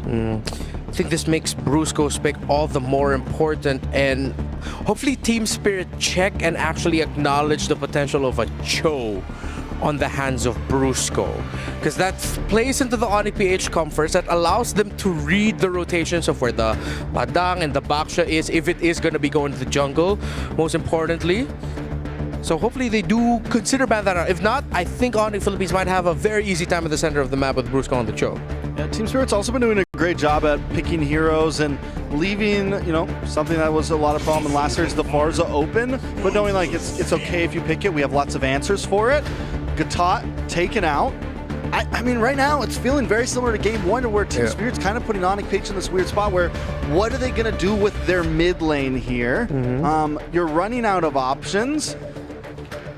The man does have a wide pool. I am not going to take it away from Super Friends to consider locking in the Valir or even a Kagura yet again. Yeah, both of which would actually do pretty decent into TS, right? Because it's about peel, it's less about damage. There we go, the Angela. See, that's why the Phoveus was such a weird bet. They could have let it through because they already had the counter pick on their side. Yes, it does a bunch of damages, but like, sure, you're not going to win the lane, which is kind of the important thing coming in. Sorry, the important theme. So pairing it up with also banning the Angela makes a lot more sense. Okay, what's the last ban from Team Spirit? Do they just continue into Rome here? Gatot's gone. Take out Tigreal. The Tigreal might suddenly be a surprise option as well for Team Spirit later on, especially in the hands of Sawo. They are going up against a Joy. Then that means it's a Badang CC matchup in EXP and Jungle Baksha. If ever that is the route we're going to end up with. They take out the Kadita. I think the 2 bans of Spirit are a little bit too obvious that they're leaning towards Farsa for the center of the map. Yeah, ONIC PH, they can go for Kimmy, they can go for Farsa, both of which are pretty good. I think the Farsa might just be a lot better this time around because they don't need the inevitable engage, they need the big chunks. Could be Brusco pick now, then just save Super Friends pick for 5 so that you go in with a little bit of element of surprise, because so far ONIC PH, I feel like a lot of their drafts, or the drafts that they lean into towards MSC, has that one element of surprise. And I think for this one, it could be the Super Friends pick at 5, if ever. It's definitely a tough spot, and I think both teams really taking their time with this draft. I think this game right here is going to kind of be the tilter on how the rest of this goes. They go for the Cho. Solid. I mean, overall, it's, I mean, it's a decent pick, no matter what. It's nothing like, it's not like, oh, this is the answer, but it's not, It's not out of this realm. Yeah, no, I think that this is better. That way they can really utilize Super Prince's like deep hero pool. It might end up just being like Valir Cho, really depending on what this pick from the side of TS, whether it's the Farsa or it's the Kimmy. Either or, pretty decent at this point. You've got some pretty clear direction with the comp. Could be Farsa, Kimmy, and then maybe even a Lapu Lapu for Kid Bomba. I feel like they need something a little bit more explosive as well in the EXP. They already have the box for the Badang. I feel like the glue would be a little bit too overload in terms of thinking about crowd control and utility. The Lapu Lapu could provide them that explosiveness, but they go for the Arlot instead, paired up with the Farsa. So they're looking to make a few of the maybe potential mispositionings that could come out from ONIC Philippines a little bit more punishable. I'm for it because you have 3 enablers, and I think Badang is already a pretty strong enabler for the Arla to kind of go crazy throughout the match. The issue now is that you can play on both sides. You have two laners that potentially, I think that Higo should be okay, which means that, unfortunately for Kid Bomba, he needs to be the one that stays alive, assuming that this Arla goes into the EXP, which I don't think it's going to be the case. Yeah, we think what Arlot Rome, Badang EXP. I like Team Spirit's draft. Last mage pick is the Lu Yi. It's the pick I wanted to see earlier. Yep. ONIC PH, again, just kind of drafting with comfort, I feel like. Not being binded to anything. Yeah, comfort plus that additional element of the Super Friend surprise pick. Yeah, I think that TS right now, if anything, just don't suck at the laning phase, right? That's if they can survive that, then we're going to see a real match against them versus ONIC PH. Super Friends got a Selena in game number 2. Now he gets another signature pickup in the Lo Yi, a pick that has somewhat dipped out in terms of priorities, but when shown up, actually has served some surprises in previous tournaments, and especially here in MSC. Can ONIC push the envelope and go 2-1, or will Team Spirit shock him and take this game number 3? Bring it in, Naisu. What do you two think? Well, this is another pick over to Super Friends. One of the few players that I would say would be brave enough even to bring out the Lu Yi right now in the meta that we're finding ourselves in. We'll see if it's all enough to bring it to a match point for ONIC Philippines if they get this one, or if we see it TS bring it together with this. Again, I have to agree with Gideon here. They gotta win the lanes, bring it up. Yep, getting past the laning phase to at least be on equal footing, regardless of the disadvantages of the lineup, is gonna be very vital for Team Spirit, considering that it has been one of the most noticeable things in the previous game, in the way that they just completely let go of the momentum, just allowed ONIC PH to take over the entirety of the game. But I feel like with the lineup that they have right now, they have a lot more tools to be able to keep up. And right now, they're showing us how they just want to keep playing just as aggressively up against ONIC PH. That was an early flicker forced out of Rusco, and that definitely already means something. Yeah, I guess that was, better than nothing. They do get the battle spell out, and we've seen it before where even a, AHO early on can do enough damage. This is the same story right here. We saw this in the previous game where Kelra is just winning the lane, and you might need to do something for Hiko here if you're Team Spirit to be able to provide him a better laning phase, but it really does just come down to these gold laner mechanics here, and Sao taking some damage. Oh, he might actually be the first to fall then. Fortunately, he has the flicker. One shot will try to chase after. Oh, Kelra catches Kelra, stops him in his tracks, and now it is clearly a better situation for Hiko in the early game. That's tough. Loses the flicker too. Kelra being a little aggressive, I guess also mistiming that flicker because one shot comes through, finds that connection, and as we've seen before, Concussive Blast, especially early on, does considerable amounts of damage too. That's usually where we see like mid lane first bloods under the 1 minute mark. So with that happening, nothing too crazy, still evens across the board, but this Turtle's for the taking, the first one in the game. TS gets control of it. Brusco's not level 4, and King Kong's still working on the buff. Yep. They want to fight for this. Oh, Fist Crack already used to King Kong. Will try to go for the stun, but it still is Retribution. That's going to be able to secure the objective for ONIC PH. And now the curtain call, stopping Sunset Lover and Kid Bomba from walking to wherever they want to go. But Kirk actually gets caught. That will be the way of the Dragon denied, but the duality coming in from Super Prince, just dealing so much damage to clumped up members of Team Spirit. that could have gone way different if ONIC Philippines had a little more firepower in it. Maybe even if Brusco had the flicker available, because he could have gone in and gotten multiple members with the G Kundo. But it didn't happen, so that's better for Team Spirit. But again, the objective went to ONIC Philippines. So they're able to go ahead and get that. It's a small win for them for now. Nothing too crazy. Team Spirit still under control. I think, again, going back to it, the biggest thing is, you know, taking care of Hiko, letting him have a better laning experience. Yeah. He did get the kill earlier on, so that is, you know, at least a little bit of a benefit for him to build up. But I don't know. This is one of the things where it's like you really have to see how Team Spirit plays around the options that they have here. King Kong, just taking that. Gets stunned there briefly by Sunset Lover, though. Oh, but Sao off-cam kill by ONIC PH as well. It seems like they're able to somehow deal with whatever intentions that they have, and despite them trying to actually pay a bit more attention to Hiko, ONIC PH, they still make all that pressure felt. Like Hiko still we can't say that he still has the best time right now in the laning phase, but Super Prince gets to escape that attempt from one shot. Won't break out into a fight just yet, though. Great job from Brusco there. King Kong might go to the turret, has the damage, will pick up the kill, and sidestep in the final slash as well. So a good response there from ONIC Philippines. I was going to say earlier on, Brusco did the right thing. He was able to put pressure where he needed to on Sunset Lover earlier on. So now second Turtles coming up here, and ONIC Philippines is in a good position. This is now a little bit of a spike that they have here. Genius Wand picked up 2 for King Kong. That's going to work really well with Super Prince on the Luyi. That is going to help even do a little more damage that we're seeing from the reactions or the interactions of Super Prince. So the fight, though, for the space for this turtle is going to be crucial. Gold Laner still duking out 1v1, though. Yeah, they've been doing a lot since that kill we saw onto Helra, but that's a way of a dragon. Committed onto Kid Bomba. Fistcraft will be used as well. And one shot gets to steal the objective. Now Sunset Lover right in the face. Takes down Kirk. And they will start to disengage after that. A surprising turn of events, but there's a diversion. Oh, they're going for Hiko. They're going to go on the hunt, but I don't think they spot him out, and there's no kick from Brusco. So good job for Team Spirit. I mean, at least they're able to go ahead and secure themselves that, but Sunset Lover again. And this is what King Kong does, and he gets his hands on the joy. He will go and make these plays across the map. Sometimes if he gets the objective or not, it doesn't really matter in certain situations because he's able to get the right targets on this joy and put enough pressure where it's like, hey, I'm in your side of the jungle. Either you respond to me or you lose resources, or you lose these 1v1s. And that's the tricky part of a Joy, is keeping up with her and then like trying to catch her. Yeah, things have been very uncomfortable for Sunset Lover, or more so for Team Spirit in terms of however they wanted to make use of their lineup and coordinate their skills. But they actually find a setup here onto Super Prince.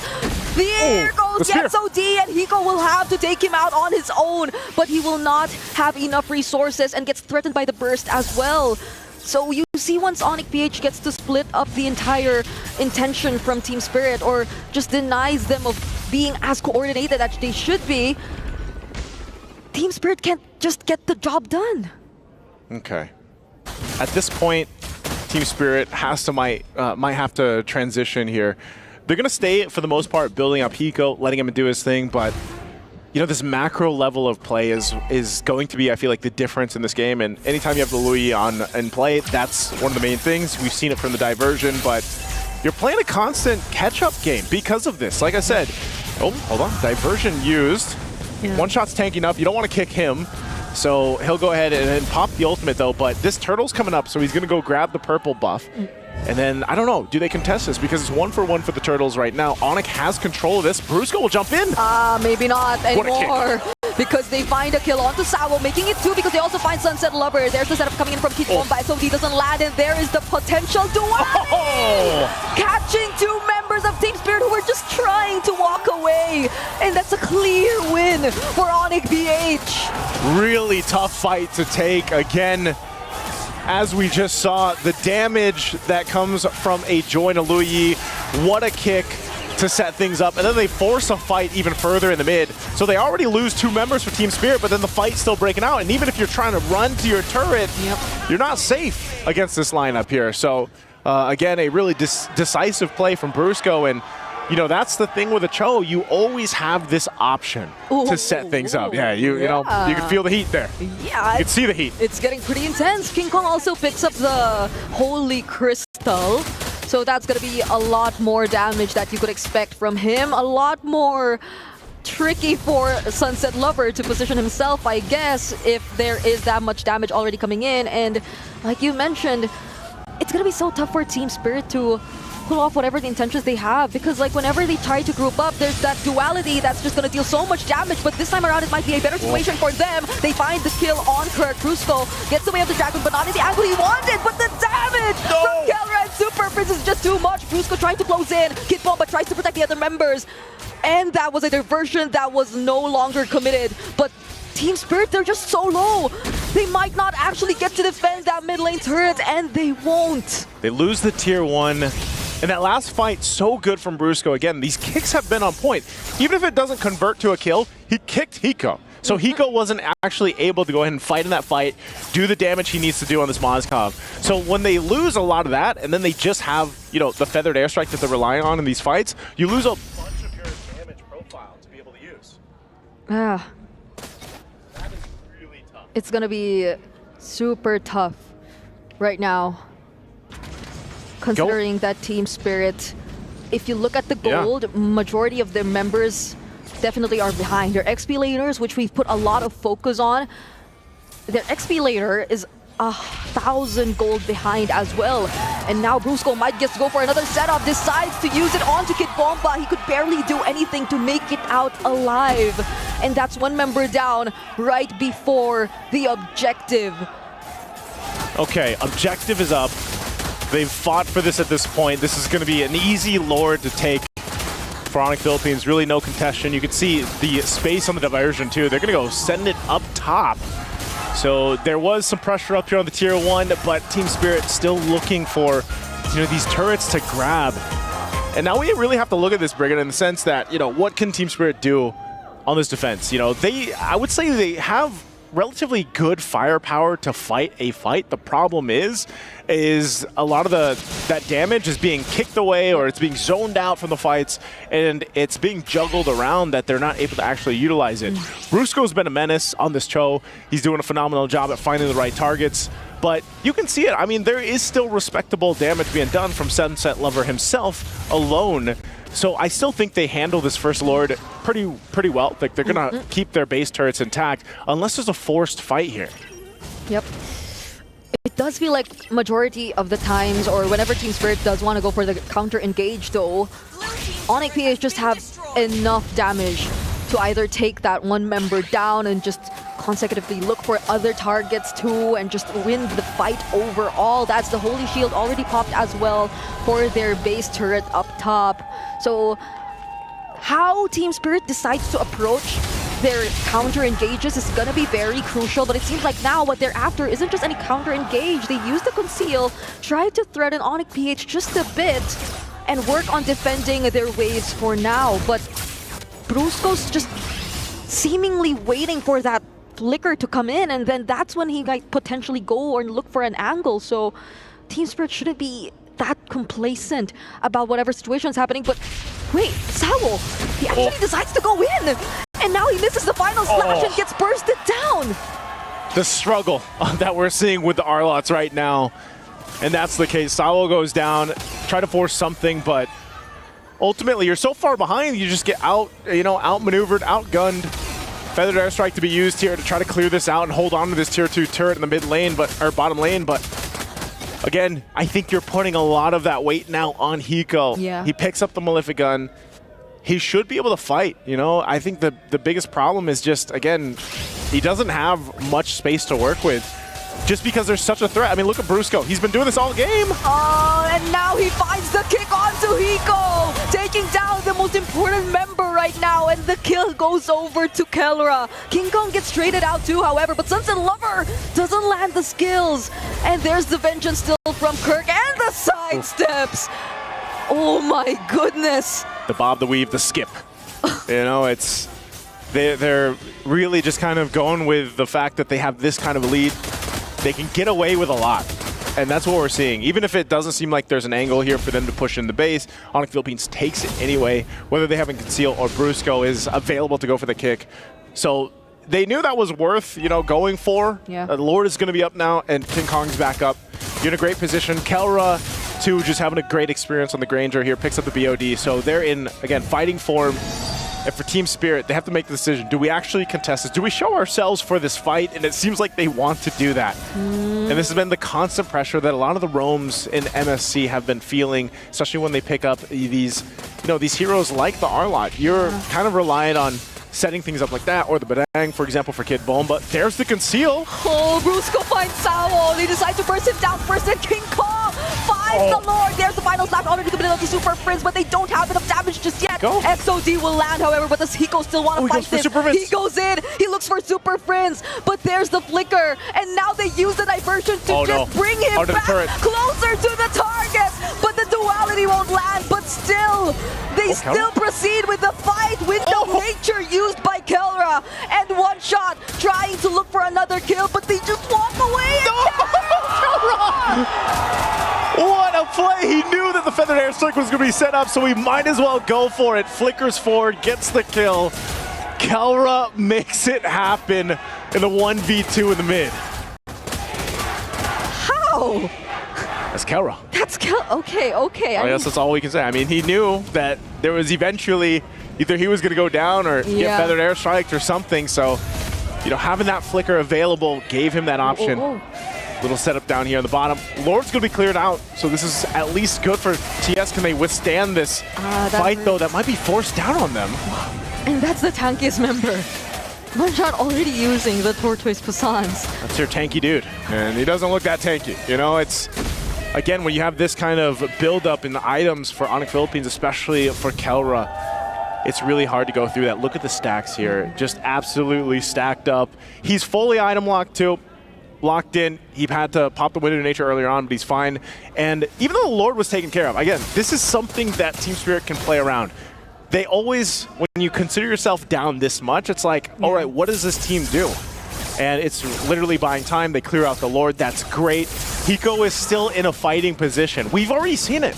He was in a good position to go and fight against Kelra. Yep. Like, the damage is there, but they've been having a hard time with Brusco here. Honestly, for Team Spirit, I feel like they just really have to be mindful that no one at this point is definitely going to be safe. So wherever they decide to position themselves, it should be in a way that they could just immediately or easily find a way to regroup if things don't go too well for them. Because even targets like Sao or Kid Bomba seem like they're okay targets for Brusco to go for in terms of using the Way of the Dragon, and now Sao might just be able to find an angle. We'll be using the final slash on Kirk though, but the follow-up, it won't be there just yet. There's the Feathered Airstrike, as well as the back to shield Unity already committed onto Super Prince, but Brusco coming again from the sides will just have to disrupt the formation all over again. And not to mention, King Kong wasn't even part of that fight just yet. Yeah, he wasn't a part of the fight, but I don't know. Team Spirit is looking like they're confident enough to take the fights, knowing the fact that they have enough damage. Yeah. Like, that's not even the question. The damage is not the question anymore. You've got a little more defensiveness now, though, for Hiko, which is really important. But you can see this. Oh, Sao goes in. Whoa, but the diversion brings him to safety anyway. They casted that even before seeing Sao, so it was just really a way to keep the discipline there, make sure that they'll be all complete before this upcoming Lord, which is looking to be one of the most important objectives yet in this game. Kirk will be trying to deal a bit of damage onto one shot, but where does Team Spirit look for an angle? That's the curtain call already committed by Kirk. But one shot, will he decide to go in? Brusco's just holding this brush. Brusco's holding on. He's got immortality. Spear's going to be thrown out. So this is the moment for them to strike. Sao looking for his own angle, but he takes a lot of damage here. Oh, there goes the final slash. But then again, the team fight's kind of split up, but Super Prince will be the first target here for Team Spirit. Hiko's making things happen. Gets to look for Kirk, but then Brusco, he blocks one shot. There goes the fist crack, already committed as well. But all of them, Kirk and Brusco just get to survive, and Kelra just fighting the Sky stacks. Currently legendary on the Granger, still keeping his teammates safe. It's Kelra who actually protected his team! He was there for them, and he's staying together. They're going to be able to find Brusco, but can Kelra do it? Hiko finds him, and they finally shut Kelra down. It's a turn of events for Team Spirit, and now Kirk on the run. But this is a clear sign for Team Spirit to take the Lord. They probably stayed there a bit too long. And it was Team Spirit who was able to actually keep themselves in the game, but Hiko gets knocked out by the Lord and bursted down by ONIC PH. Sunset Lover trying to look for another trade, but Kirk is trying to work on it as well, and that's going to be a shutdown by ONIC PH. Man, the tables have turned, the tables. It's all back and forth just when it looks so good for Team Spirit. A diversion comes in clutch for ONIC Philippines. Talk about timing. That was the most clutch diversion. Well, maybe second to that escape diversion we saw down bottom. There are too many diversions happening in this map. You know, like I'm not sure how to rank them anymore, but now it's another diversion used to pressure the bottom lane, and they take down the base turret even before the Lord arrives. We need a diversion tier list at some point for people to throw out there, but right now it's this Lord making its way down bottom. Team Spirit trying to do their best to hold on. They find Kid Bomba, but Kid Bomba still has the flicker. Now Kirk goes in, uses the Vengeance as well, just tries to keep the pressure going for Team Spirit. And now they get to defend, to a certain extent, the incoming waves that are approaching their base, but now they have to let go of all their base turrets. The work on the Lord here, base turrets all gone. ONIC Philippines might just decide that's all we can take. Again, they're respecting what this lineup from Team Spirit can do and the amount of damage that it does have. Sawo is always going to be a problem at this point, because if they do get caught in a bad situation like we saw previously where it was a forced fight, then ONIC Philippines, even with this, again, are in a position where they could make a mistake position-wise, Kelra gets caught out, or something happens. You know, and that's the thing. Both teams are actually doing a relatively good job at protecting the gold laners, but Hiko has to be a little more aggressive because of the fact that he's on a Moskov instead of a, you know, Kelra can shoot off a little bit from a distance from with the Granger. Now, that's the hard part for them. Spirit Destruction going to be thrown. Kirk will go ahead and give him a high five for that. And look at the positioning here. They want to force it in the mid. Oh, maybe regroup for now, because King Kong might come in at any given moment, but they spotted him out. So they decide to play it safe. That could have been a close call for Team Spirit, though. Quick look on the in-game equipment, but maybe we'll talk about that later, because the Fury Bite was already used by Sunset Lover here! Windsor Crown briefly tries to keep him safe. Might get to burst down. King Kong pops the immortality, and now it's his turn to use the Windsor Crown! Oh, the setup's still going. Kelra has the space. Sao is 1 HP away, but he goes unleashing on Kirk. He jumps on over the wall, picks up an immortality, and tries to buy a little bit more time, but he has trouble with that. And again, the Lord is up. 2 fall for ONIC Philippines. Okay, I can see how everyone is feeling about this situation right now. People are standing up. And you understand why. This has been such a close fight. We're already approaching the 21-minute mark, and Team Spirit have somehow just kept themselves in the game despite how ONIC PH seemed to have dominated so much already. They have pretty much handled a 7, almost 8,000 gold lead that ONIC Philippines has had. And now I feel like Team Spirit, they got the spirit. They're going to start up this Lord. There's a diversion used. Does ONIC Philippines decide to try to take this? Super Prince up front. Oh, duality used onto one shot. Sunset Lover gets affected as well, but will Bruce will get to use the Way of the Dragon? It seems like he just is forced to walk for now. King Kong's not Sunset gonna get there in Lover time. very low though. King Kong, will he make it in time? No! And somehow, to ONIC PH, the call is just to chase after the members of Team Spirit. There's another duality affecting one shot. Go for Hiko. From behind! Goes for Hiko, but somehow gets to reposition and keep himself alive. And ONIC Philippines is full force healthy as Team Spirit lost 2. But they managed to get the objective. King Kong not there in time. Can the 3 hold out? With ONIC Philippines now approaching the base. Can they end it here? They have minions, but the Lord is going to spawn in a few moments as well from Team Spirit, so they will have a bit more tools to manage this attempt. Oh, Kirk gets bursted down. There's the better airstrike. He gets to dodge it, but he doesn't touch the Spear of Destruction. And the feathered airstrikes, so good as well. They'll deal with the Lord here. But now, Team Spirit Kid Bomba up in the front. He's got an immortality. I don't think he wants to force it. He does have the flicker available. And they know that Kirk is down for another 40 seconds. What can they convert off of this? That Lord nearly worked on here, but ONIC Philippines, for the first time for the majority of this game, will find themselves on the back foot. They're definitely going to lose some space here. And right now, Team Spirit focusing on the top side. Okay. So Team Spirit are able to hold on this Lord still and might just get this tier 2 up top. There's a conceal, so they might try to go for something. Force out the flicker from Kellera. That's going to be massive for Team Spirit here if ever they do want to look for an angle later on. But ONIC PH, they get to hold on their base turret. They hold on as much as they can. Nearly down there. But for Team Spirit, they have fought tooth and nail to get back into this game. What a game 3 it's been. They'll find the tier 1, possibly the tier 2, forcing ONIC Philippines in their base. And this is where we see this kind of lineup, which is a much better sieging lineup if they can pull it off. Okay, the duality catches up too many members, but Brusco gets caught as well. Curtain call committed on to just Sawo, and he answers right back with a final slash. But Team Spirit, they're running away. They're low on HP. They have to escape. Sawo barely makes it out alive, and that's gonna be the disengage. What a fight by both of these teams. What a game already. Again, neither team able to capitalize on a kill from there, but ONIC Philippines stays in it. So many immortalities, so many items being juggled at this point.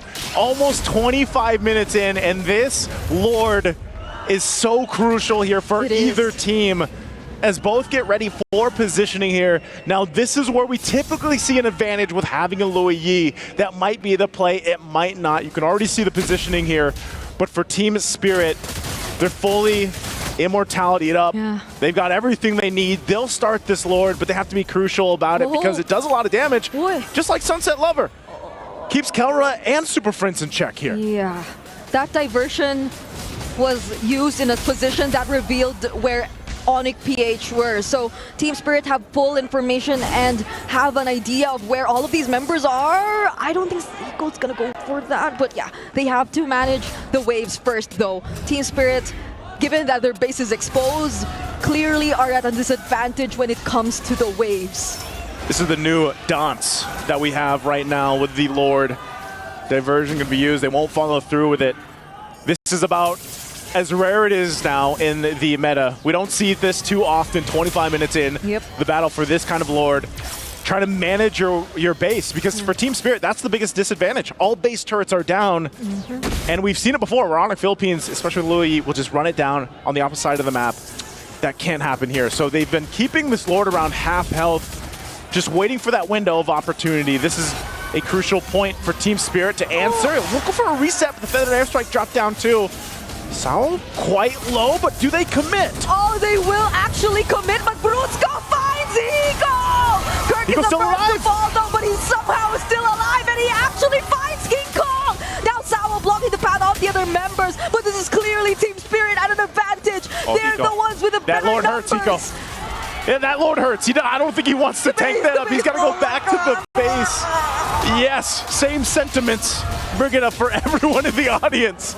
Hiko was so close to that Lord, and we've seen it before, where a Lord at this point can take down some people and be an MVP. Yeah. So we're back to it. ONIC Philippines loses a member, but they still hold it together. Again, that's the advantage I was talking about.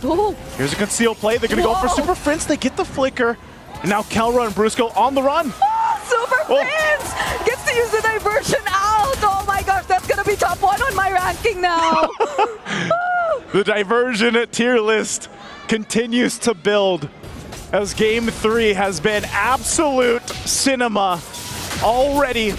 Still at the fight for the Lord to ensue. Brusco could be in trouble here. He does have an immortality. Can he buy enough time? What's the play here? They're going to go and focus on him. They're going to work on Brusco. Is he going to buy enough time, though? Actually still survives that. Kid Bomba's not going to fall for it. He was down in the base, so Kid Bomba, he's seen it time and time again, and it's not happening this time for Team Spirit. Welcome back to the dance. Welcome back. We're still here. 27 minutes in the game. We're still here, dancing for the Lord. Immortality already popped though for Brusco. That's one thing you could probably take note of if you are Team Spirit. So Brusco will have to be a little more particular when he decides to go in and look for angles to set up using the Way of the Dragon.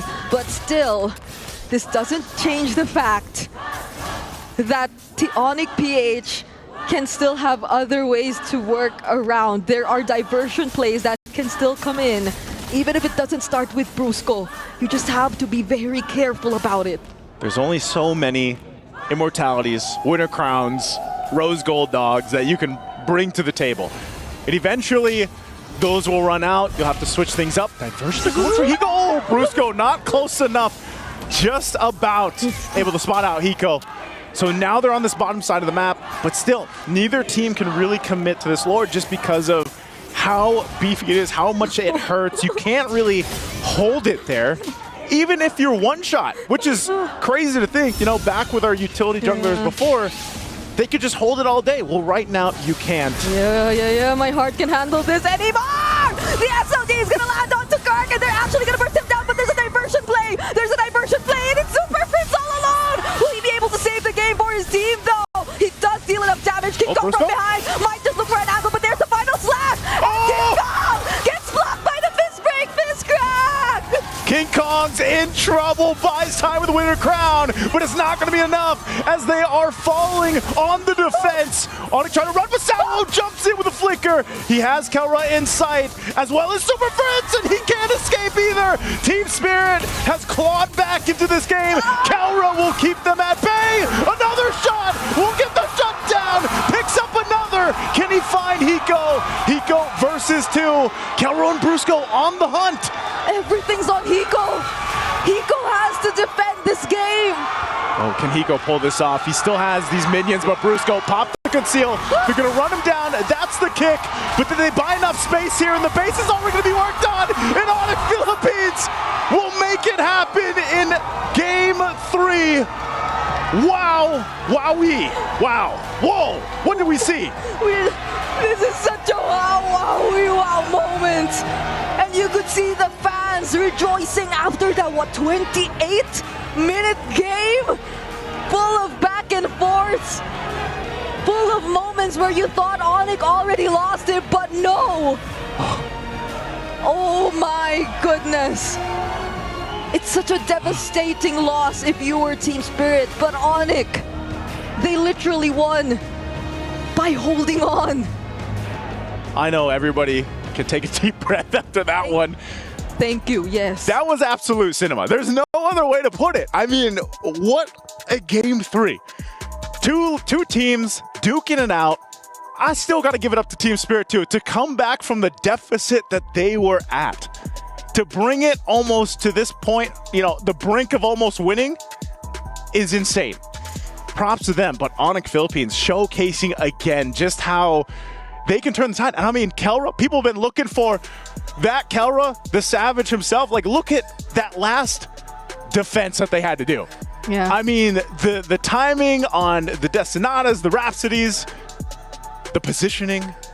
My God, you could see this, you know, like the sigh of relief even for the players as they went through this game.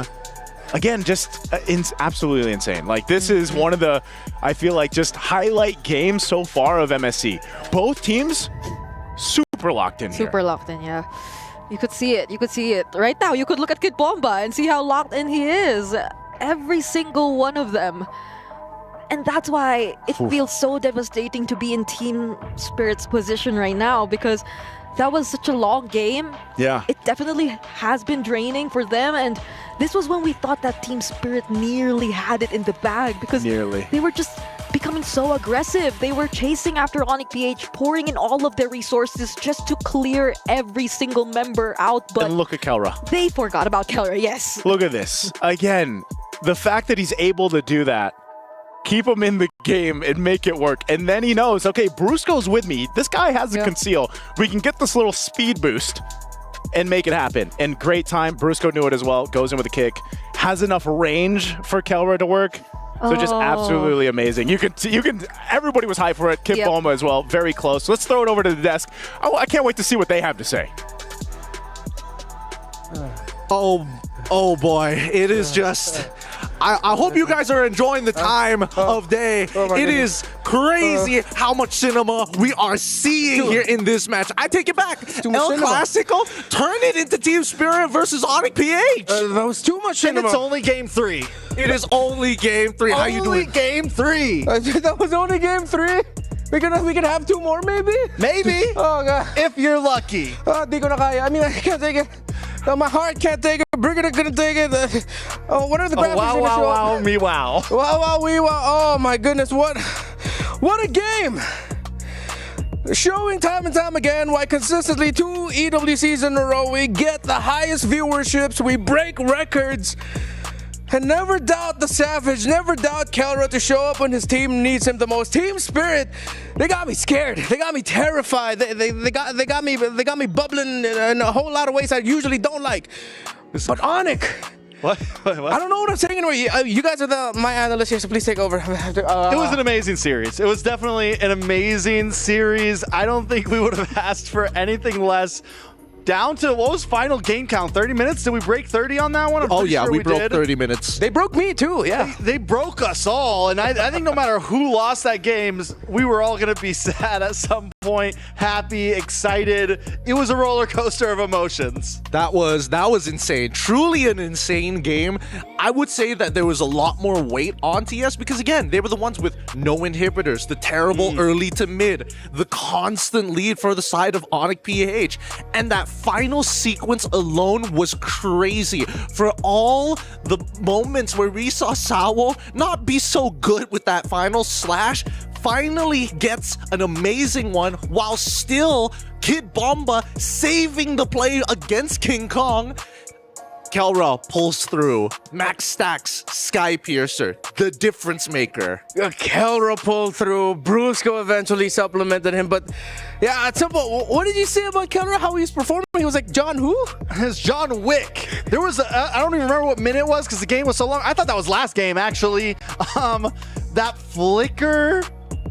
Yeah, to pick Sawa, to pick Sunset Lover. Pick off Sunset Lover in flicker, sidestep into the feathered airstrike, and then just bing bop, boom bop, bing bop, bam. Oh, and the crowd goes wild. It was, honestly, it was a great game to watch. That was a beautiful game. Oh, I thought it was 30 minutes. It was 29:37. We were so close to it. It didn't hit 30 minutes, but I think it took 30 years out of my expected lifespan with the roller coaster of emotions that we saw there. Like, at some point, it's like, oh, of course, I was going crazy for ONIC Philippines here, but then I was also starting to feel for TS. It's like, yo, if you guys get this win, y'all deserve the love from the Filipino on the panel, but what a crazy back and forth. And then who pointed it out at some point? Hiko switched to a Guardian helmet even. Yeah, he needed, because there was just nothing to hit. And to be fair, it was Brusco who switched to it. He needed to make sure that not only did he have the tankiness, but more so to heal up from his lowered state to chase Hiko down at the very end. Just in case Hiko tried to turn things around, Brusco was at about like 50% health, 60% health. It's like, let me pick this up real fast. It's going to be a long run from my base to your base. I need a couple more health points in my pocket. You know, Gideon, you said that. I think Team Spirit definitely felt that a little bit harder because you're right. The game was not in their hands for a while. I mean, they hung tooth and nail, and then finally were in control for the past 5 minutes. I feel like for the last 5 or so minutes of that game, it was theirs. It felt like they were winning all the team fights. They were coming out on top. All I could think in that last one was just go for the Lord, for the love of God, just go for the Lord. And they overstepped their boundaries. They didn't want to spend another minute longer against this team. And honestly, I respect it. But the one thing that they forgot was the fact that Kelra had a majority of his Sky Piercer stacks maxed out throughout the entire game. And I'm pretty sure if it wasn't maxed out in that last sequence, it definitely was after taking out the majority, the core members, Sunset Lover. Again, we saw his build earlier, right? He was not looking for anti-heal. He trusted that one anti-heal was going to be enough, which costed them the early to mid, especially when you have a Boxia on your side. I get it. But the real profit is when you get to that late game. Maxed out items. One shot against Kelra, he's put down to 50% of his HP. that's when Team Spirit felt, yes, we have a fighting chance in this battle. I was actually talking about this with Chantel before the day started. Chantel, one of the Filipino casters, you see her in the crowd cams alongside Egan and the others from time to time, is that ONIC, one of their best qualities as to why they were able to end up becoming world champions is that their fearlessness, because they know they have so much coverage. King Kong falls, you have Kelra. Those two fall, you have Super Friends. And all the while, you get Kirk, Brusco being able to do little things that actually have big impacts in the long runs in the games. This time, that was a huge highlight reel of that, especially there near the end, with the fact that with majority of the team down, since Kelra stayed alive and was getting stack after stack and he could not be found by Team Spirit, he was the difference maker in that game. I'm sorry, I'm locked into the emotions on all the crowd's faces right now. I mean, I don't even... It's hard to even analyze a game like that when it's like when a game goes 10 minutes, it's hard to decide what the winning factor was. When a game goes that long, it's, items, so many things are just kind of out the window, and it just goes down to who makes the final mistake there. And I do feel like Team Spirit made the final mistake there. They did. If we're talking about potential adjustments for early to mid in terms of the draft, I hope they get Sawo off of this Arlet. It is costing them games. And right now, with the mechanics and how sharp we see ONIC PHB, they've got the Emperor Eye. Everybody's John Wick. They apparently can see everything that is going on within the battlefield, and they pivot so fast on the balls of their feet like actual fighters. So at this point, if we are going to see Team Spirit try to bring it back like they did here in game number 3, they're going to need something that they're not only comfortable on, but are consistently able to execute. Yeah, I think that has to be the main linchpin now, because we've seen for all across the board for Team Spirit, you don't need to worry so much about the hero pool. They have heroes locked in, they're ready. It's just what does Sawo end up with now at the center of the map. Because now we have two crucial games where Brusco, on what used to be, way back then, a very comfortable Edith pickup for himself, so good in game number 2. Now in this game number 3, this Joe for him, I feel like, was a huge unsung hero, but multiple times. Whether it was for initiating or stopping Hiko from being able to follow up to what eventually Kid Baba and Sawo got to do, that was a big problem that Team Spirit had to deal with. So you need to look at the Brusco-Sawo matchup and make that your focal point now for these drafts. They were in the zone. They really were in the zone, which is why we are seeing a lot of the tricks being thrown out of the book. Well, not thrown out of the book, but really implemented in this game. The fact that we saw Brusco go for the horizontal, vertical, the back flicker G Kundo onto Kid Bomba because he knew his exact position with the help of Super Friends. Process of elimination. The only thing that I have to say, the resilience of Team Spirit, the adjustments from Kid Bomba as well to make sure that they weren't getting consistently outplayed in the late game. It was all him. I think resilience is honestly going to be the key in either this maybe last game or one more game. We've seen Team Spirit go the distance, even with a pick that maybe Sawo's not doing good on. And we heard Brigida said earlier, how do you go 30 minutes, you take a loss, can you keep yourselves collected? But honestly, even the winning faces of ONIC PH, they seemed worn out after that game. Yeah. Super Friends was just sitting in his chair, blank stare at ahead, like, holy crap, like that was a lot. Yeah, exactly. We're at a point now where we could still have 2 more games. It's still very possible after seeing that last one, unless of course Team Spirit taps out here, unless of course ONIC PH is tapped out here. Just like for the first 3 games, this crucial game number 4 is really going to be determined by the early game. Which of these 2 teams are going to pick the more aggressive lineup, and which of these 2 teams have the sharper execution in the first, I won't even say 3 minutes, 2 minutes of the game now. It's all on that, because if any of these 2 take momentum very quickly and get very quick double kills early on, that might spell doom for the one that didn't. The adjustments are here, boys. The adjustments are here, but it's actually from ONIC PH, banning out the Basha this time. Team Spirit is going to pick up the 1-1 up front, blue side now.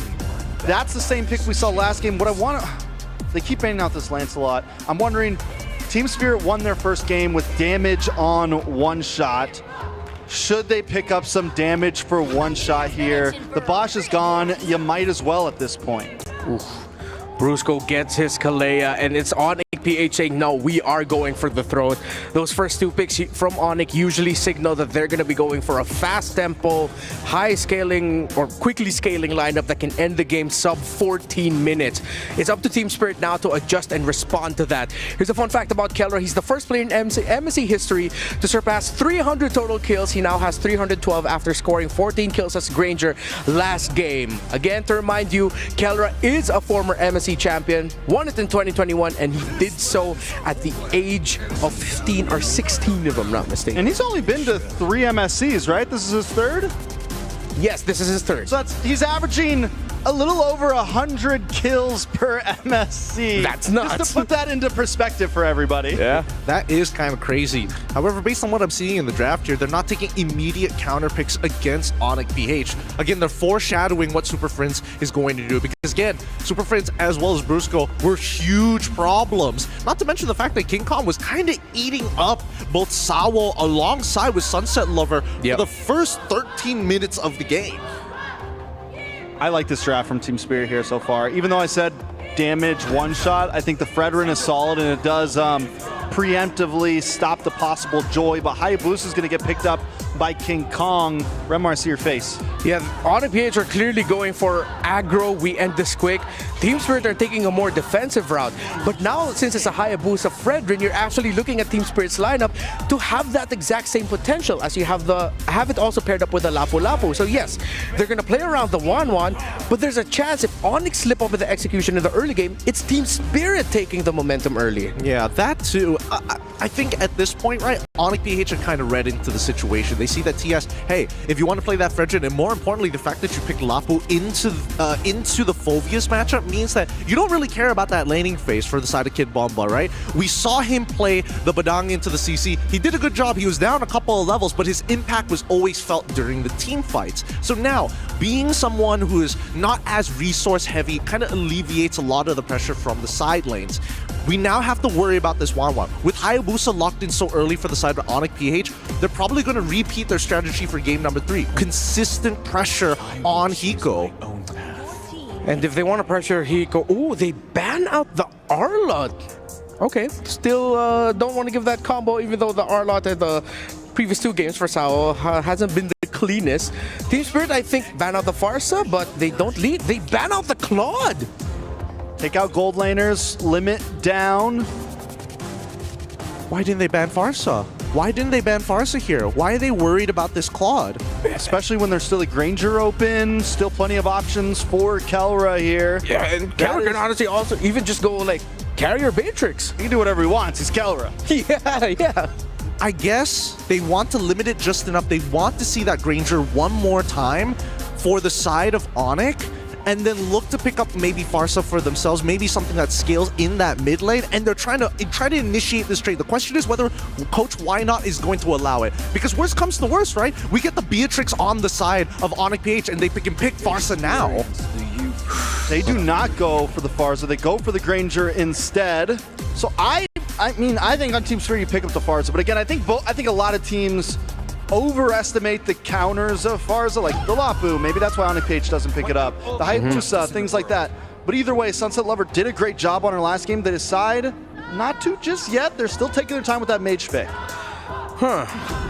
It should just be a quick Farsa pick, right? Because if they pick Farsa, Hayabusa can definitely punish them. Yeah. And I think that it's better not to give it over to ONIC PH more than picking it up for yourself. Because, again, your composition still lacks the innate burst other than the Lapu Lapu. And let's not forget that they don't scale as well. I mean, the most obvious pick now is gone. Do they lean towards his more niche picks like the Kagura, the Valir? Yi again? Low Yi actually still would be a great choice. Brought us here. Yep. Oh, is that a Novaria? Yep. There she is. Novaria makes a lot more sense, right? Because then it kind of alleviates the pressure from Brusco to try and open up the map. You are playing Kalia. There are some pretty long cooldown timers, especially for the tidal waves. I think this is a hero that we all look at as utility just because of the ultimate. But honestly, mid to late game, those meteors hit hard, and it can outrange the Farza. It can poke down. It never has to get involved in the fight and have to worry about getting, getting stunned up by the Fredrin or anything like that. It's always safely in the back. This is why I mentioned this last series, I think. But I think this could be a solid pick. After an epic game number 3, game 4 could be the final one here, or will Team Spirit push the series to 5? Brigida and Naisu, how are you two doing? Hey, we've gotten our feet back on the ground here, I'd say, for this one after the amazing game 3. But I'll tell you guys what, if you know any lore here, Brigida is on desk. I'm expecting a game 5. I'm expecting Team Spirit to take game 4 because that's the Brigida Bless. That's the Brigida Blitz here. Well, I think we should also be mentioning that the Mother of All series is in the stadium and the arena. So you're both here. Maybe that could be another way to look at it, but yeah, it has been a very close game number 3. And it seems like Team Spirit this time around could be the one setting up that same tempo. They got the Cho for themselves, and I'm really looking forward to seeing how this is going to play out, because this is the typical Cho-Farsa combination. You could expect a very aggressive early game, and that's exactly what they're doing right now, pressuring Super Friends constantly. Brusco even had to recall in as early as less than a minute into this game. Yeah, this is interesting because as you guys saw it from the draft, this Novaria has not been picked much. It's been picked once, other than now from Super Friends. And it's one of those heroes that, was pretty strong before. Kind of fell off a little bit, but it just seems to be the case for Super Friends. He's one of those players that likes to bring some of these more non-meta heroes to the table. Now, will it play its part? Will it be able to provide ONIC Philippines with what they need? Maybe. Again, it gives you a lot of vision, extends some of the hitboxes that you can have, and they can play around that. Now, that is actually a pretty beneficial thing, especially when you have a Granger on your side here. So, again, I would like to see Team Spirit take this game, even if it was down to the lanes here, as I was just going to say with Hiko and Kelra. If Hiko can get a advantage in the early game just by himself, and that's what all gold laners have to go through. They have to go and have this, point of the game where it's like it's 1v1. Yeah. They have to do that. And if he can get a, an advantage against Kelra, that would be great for Hiko and overall for Team Spirit as the game goes through those early to mid-game phases here. So they start up this first turtle. They are in position for Team Spirit. They're going to fight for it, though. They got to poke one shot down, but the first one to go in is actually going to be Kid Bomba. Does a great job in zoning out the other members. Energy Eruption also committed onto Kirk, but he still has the Infernal Pursuits, and that just allows him to reposition and get away. So it has been a better start so far for Team Spirit. And you can see it in their fans. They're really rejoicing right now, but again, it is still somewhat the early game. Yeah, Hiko holding his own. He's doing all right. He is taking a couple shots, though, of course, from Kelra, but objective over to Team Spirit. Great for them to go ahead and set up to. Now, at this point, when you have these level 4s available, you really have to go ahead and look at how the compositions are going to be utilizing the ultimates that they have. And just like we saw in the previous game, a big part of that is for Sao. He has to go ahead, get these kicks off that he's looking for on the Cho, and that is always a difficult task. But aside from that, you also are going to be relying on Kid Bomba on this Lapu Lapu to be able to go and, have these fights, these skirmishes in your favor, because he's able to put pressure where it needs to be. That's what Lapu Lapu is so good at, not only being able to just kind of tank up quite a bit of damage himself, but even dish out respectable damage. And so that's one of the big things. That's how they got the better of ONIC PH in that first team fight too, but then the Tsunami Slam is going to be committed onto Sao. Look at the damage! In as early as 3 minutes in the game, but the Crossbow of Tang is going to be committed by Hiko as well. Brusco will just have enough time to get away though, but now Kirk is forced to flicker out. After one shot, even uses the Retribution. Clearly tried to go for a trade there, but were somehow lacking in the damage to get that. They still go on though, use the Feathered Airstrike as well for Sunset Lover. Yeah, this is one of the things, it's a King Kong, because he's on the Hayabusa against one-shots Fredrin, he has to, in some cases and some points of the game, rely on the team to help him secure parts of the jungle. You can see right now, he's actually getting pressured out from his orange buff. And so King Kong, whoa, not just pressured out, he died. Wait, that was just Sunset Lover in one shot. Yeah, but I guess he got Feathered Airstriked because Sunset Lover doesn't have it, so as I was saying, he has to rely on the team a lot of times to secure this because that's not where you want to be. So he gets down and now the turtle.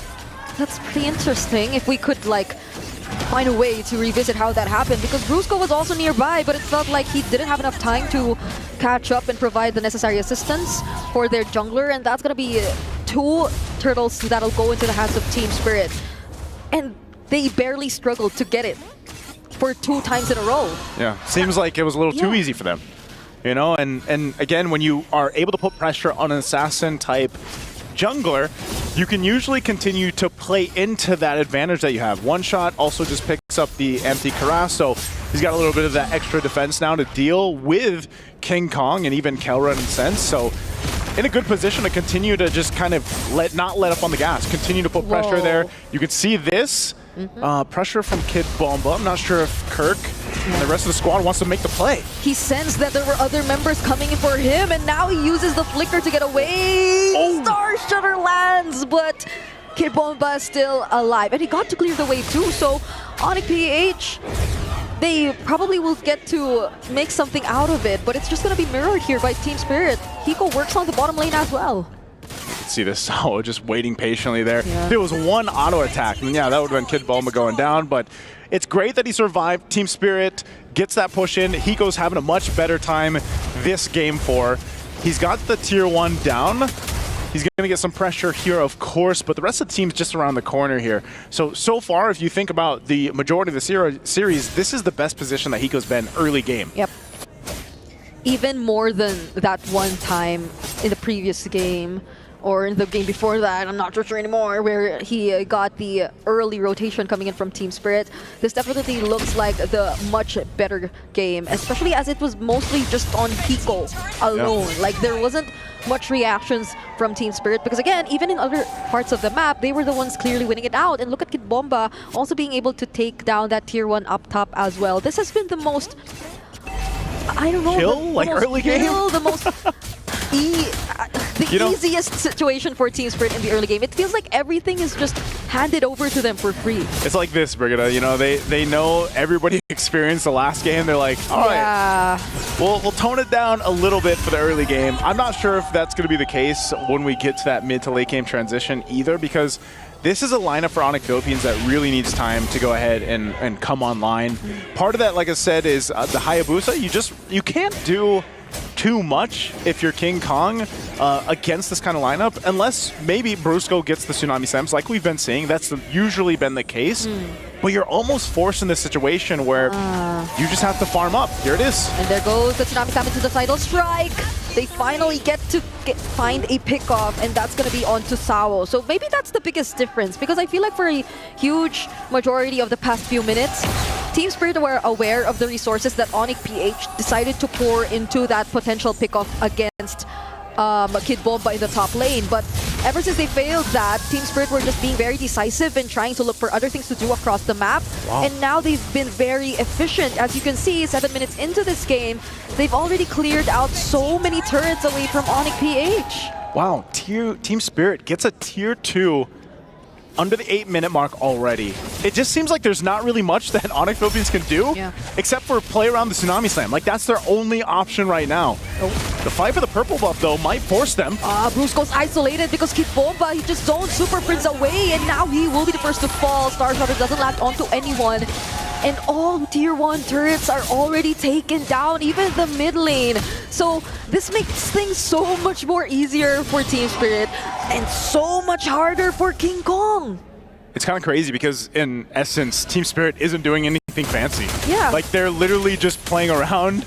If they catch Brusco or Brusco Tsunami Slams, they follow on through. They have enough damage already too. Like, Sunset Lever picked up the Divine Glaive earlier on. So a lot of times, it's not even Sao that has to start with a kick. Now, if he decides to, then they're in a great position to win these fights. And that's why we're really just seeing ONIC Philippines watch the turrets go down. There isn't a whole lot of space to work with. There's not even enough really firepower just yet. It's in one of those situations where we got to wait for Kelra to farm up. We might even have to give up this first Lord. That looks to be the case, as Team Spirit is just going to go ahead and start this up and take this. You know, King Kong's like, I want my orange buff. Like, I need this. This could be the only time I'm gonna get it without any other member from Team Spirit disrupting me.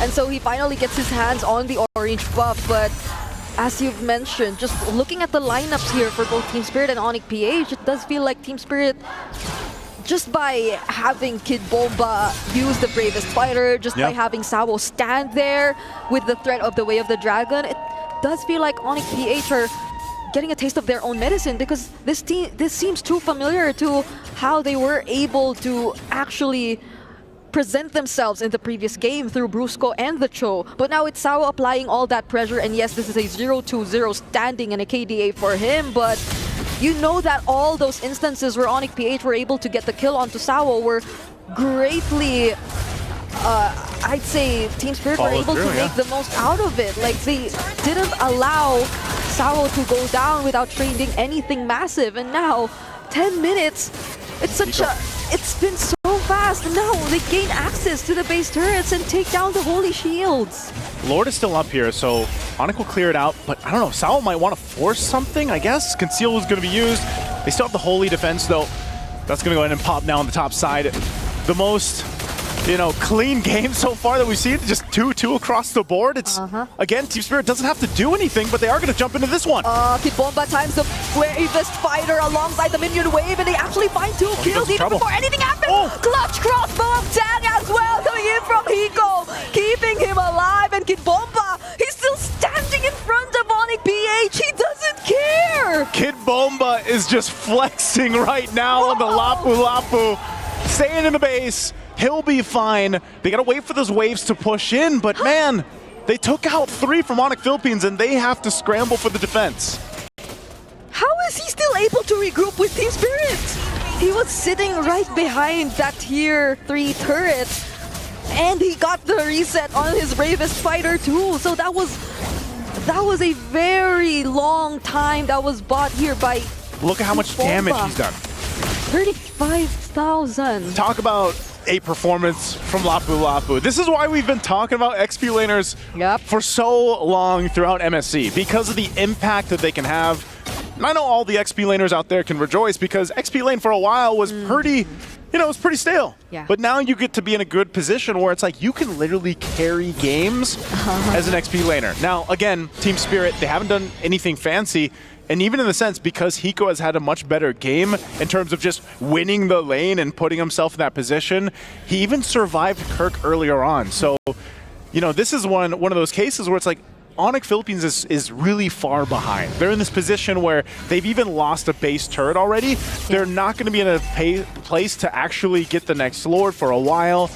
So it's all just a waiting game. Are they able to do it? Because every single time we've seen Brusco try to set something up, who's he going to Tsunami Slam? Most of the time, even if he Tsunami Slams Sunset Lover still has to Purify. You still have to get through that. So, it's really just kind of trying to make something happen for ONIC Philippines. And the only place that's going to happen right now is in their base.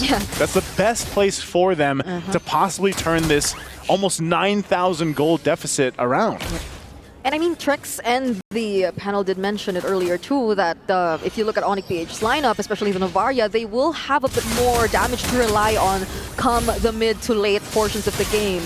But the thing is, could they defend this part of the game? Oh, there seems to be decent damage already, though. Hiko would already have HP, but now it's another Bravest fighter. He gets to receive the Tsunami Slam as well. It seems like Kid Bomba right now might just get punished. He is the first to fall in this team fight, and the Inferno Pursuits coming in from Kirk are just too much. They find another kill onto Sawo as well, and that definitely keeps ONIC PH in this game. Wow, that was a great defense, and it was actually a shot from Super Friends that even checked Hiko. Hiko couldn't go forward because of the fact that he was like, all right, that actually that got me pretty low. I shouldn't push this any further. Yeah, and that jump from Kid Bomba was something ONIC PH seemed to have calculated already, because yes, the Lapu Lapu, once he does use the Bravest Fighter and his enhanced skills when he is actually in the different form, you get to immune crowd control. But there is a brief moment that you can't. And that's what ONIC PH were able to capitalize on, clearly taking down the frontliners first, and that's where things started to fall for Team Spirit. But more importantly was, yes, the amount of poke that came in from Super Friends towards Hiko before that fight. Yeah, and you can see that, like, in terms of gold lane, Kelro's where he needs to be. He's farmed up, he has the items that he needs. King Kong should be able to get away. He's going to get stunned, though, but whoa, Quad Shadow, he goes back. He goes back in, and now Sunset Lover gains easier access to him. There's another Tsunami Slam committed onto Sawo, but now Hiko, he needs to reposition himself. There's just too much damage coming in from ONIC PH, but will he find the stack, though? Not for now. But that's still another kill that goes into the hands of Team Spirit. Well, Super Prince, he's going to keep them at bay for now.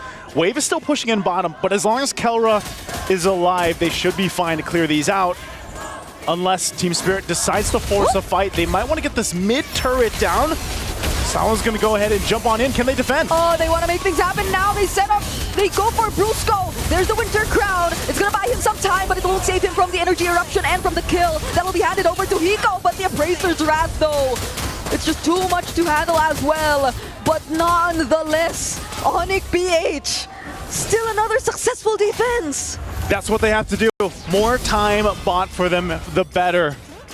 Earlier on, we saw the difference. Gold lane is fine. They are in fighting form, but the big thing is, again, their front guys, Kirk, even King Kong, Brusco, for example, need plenty of time to build some of that defense. So Shadow kill?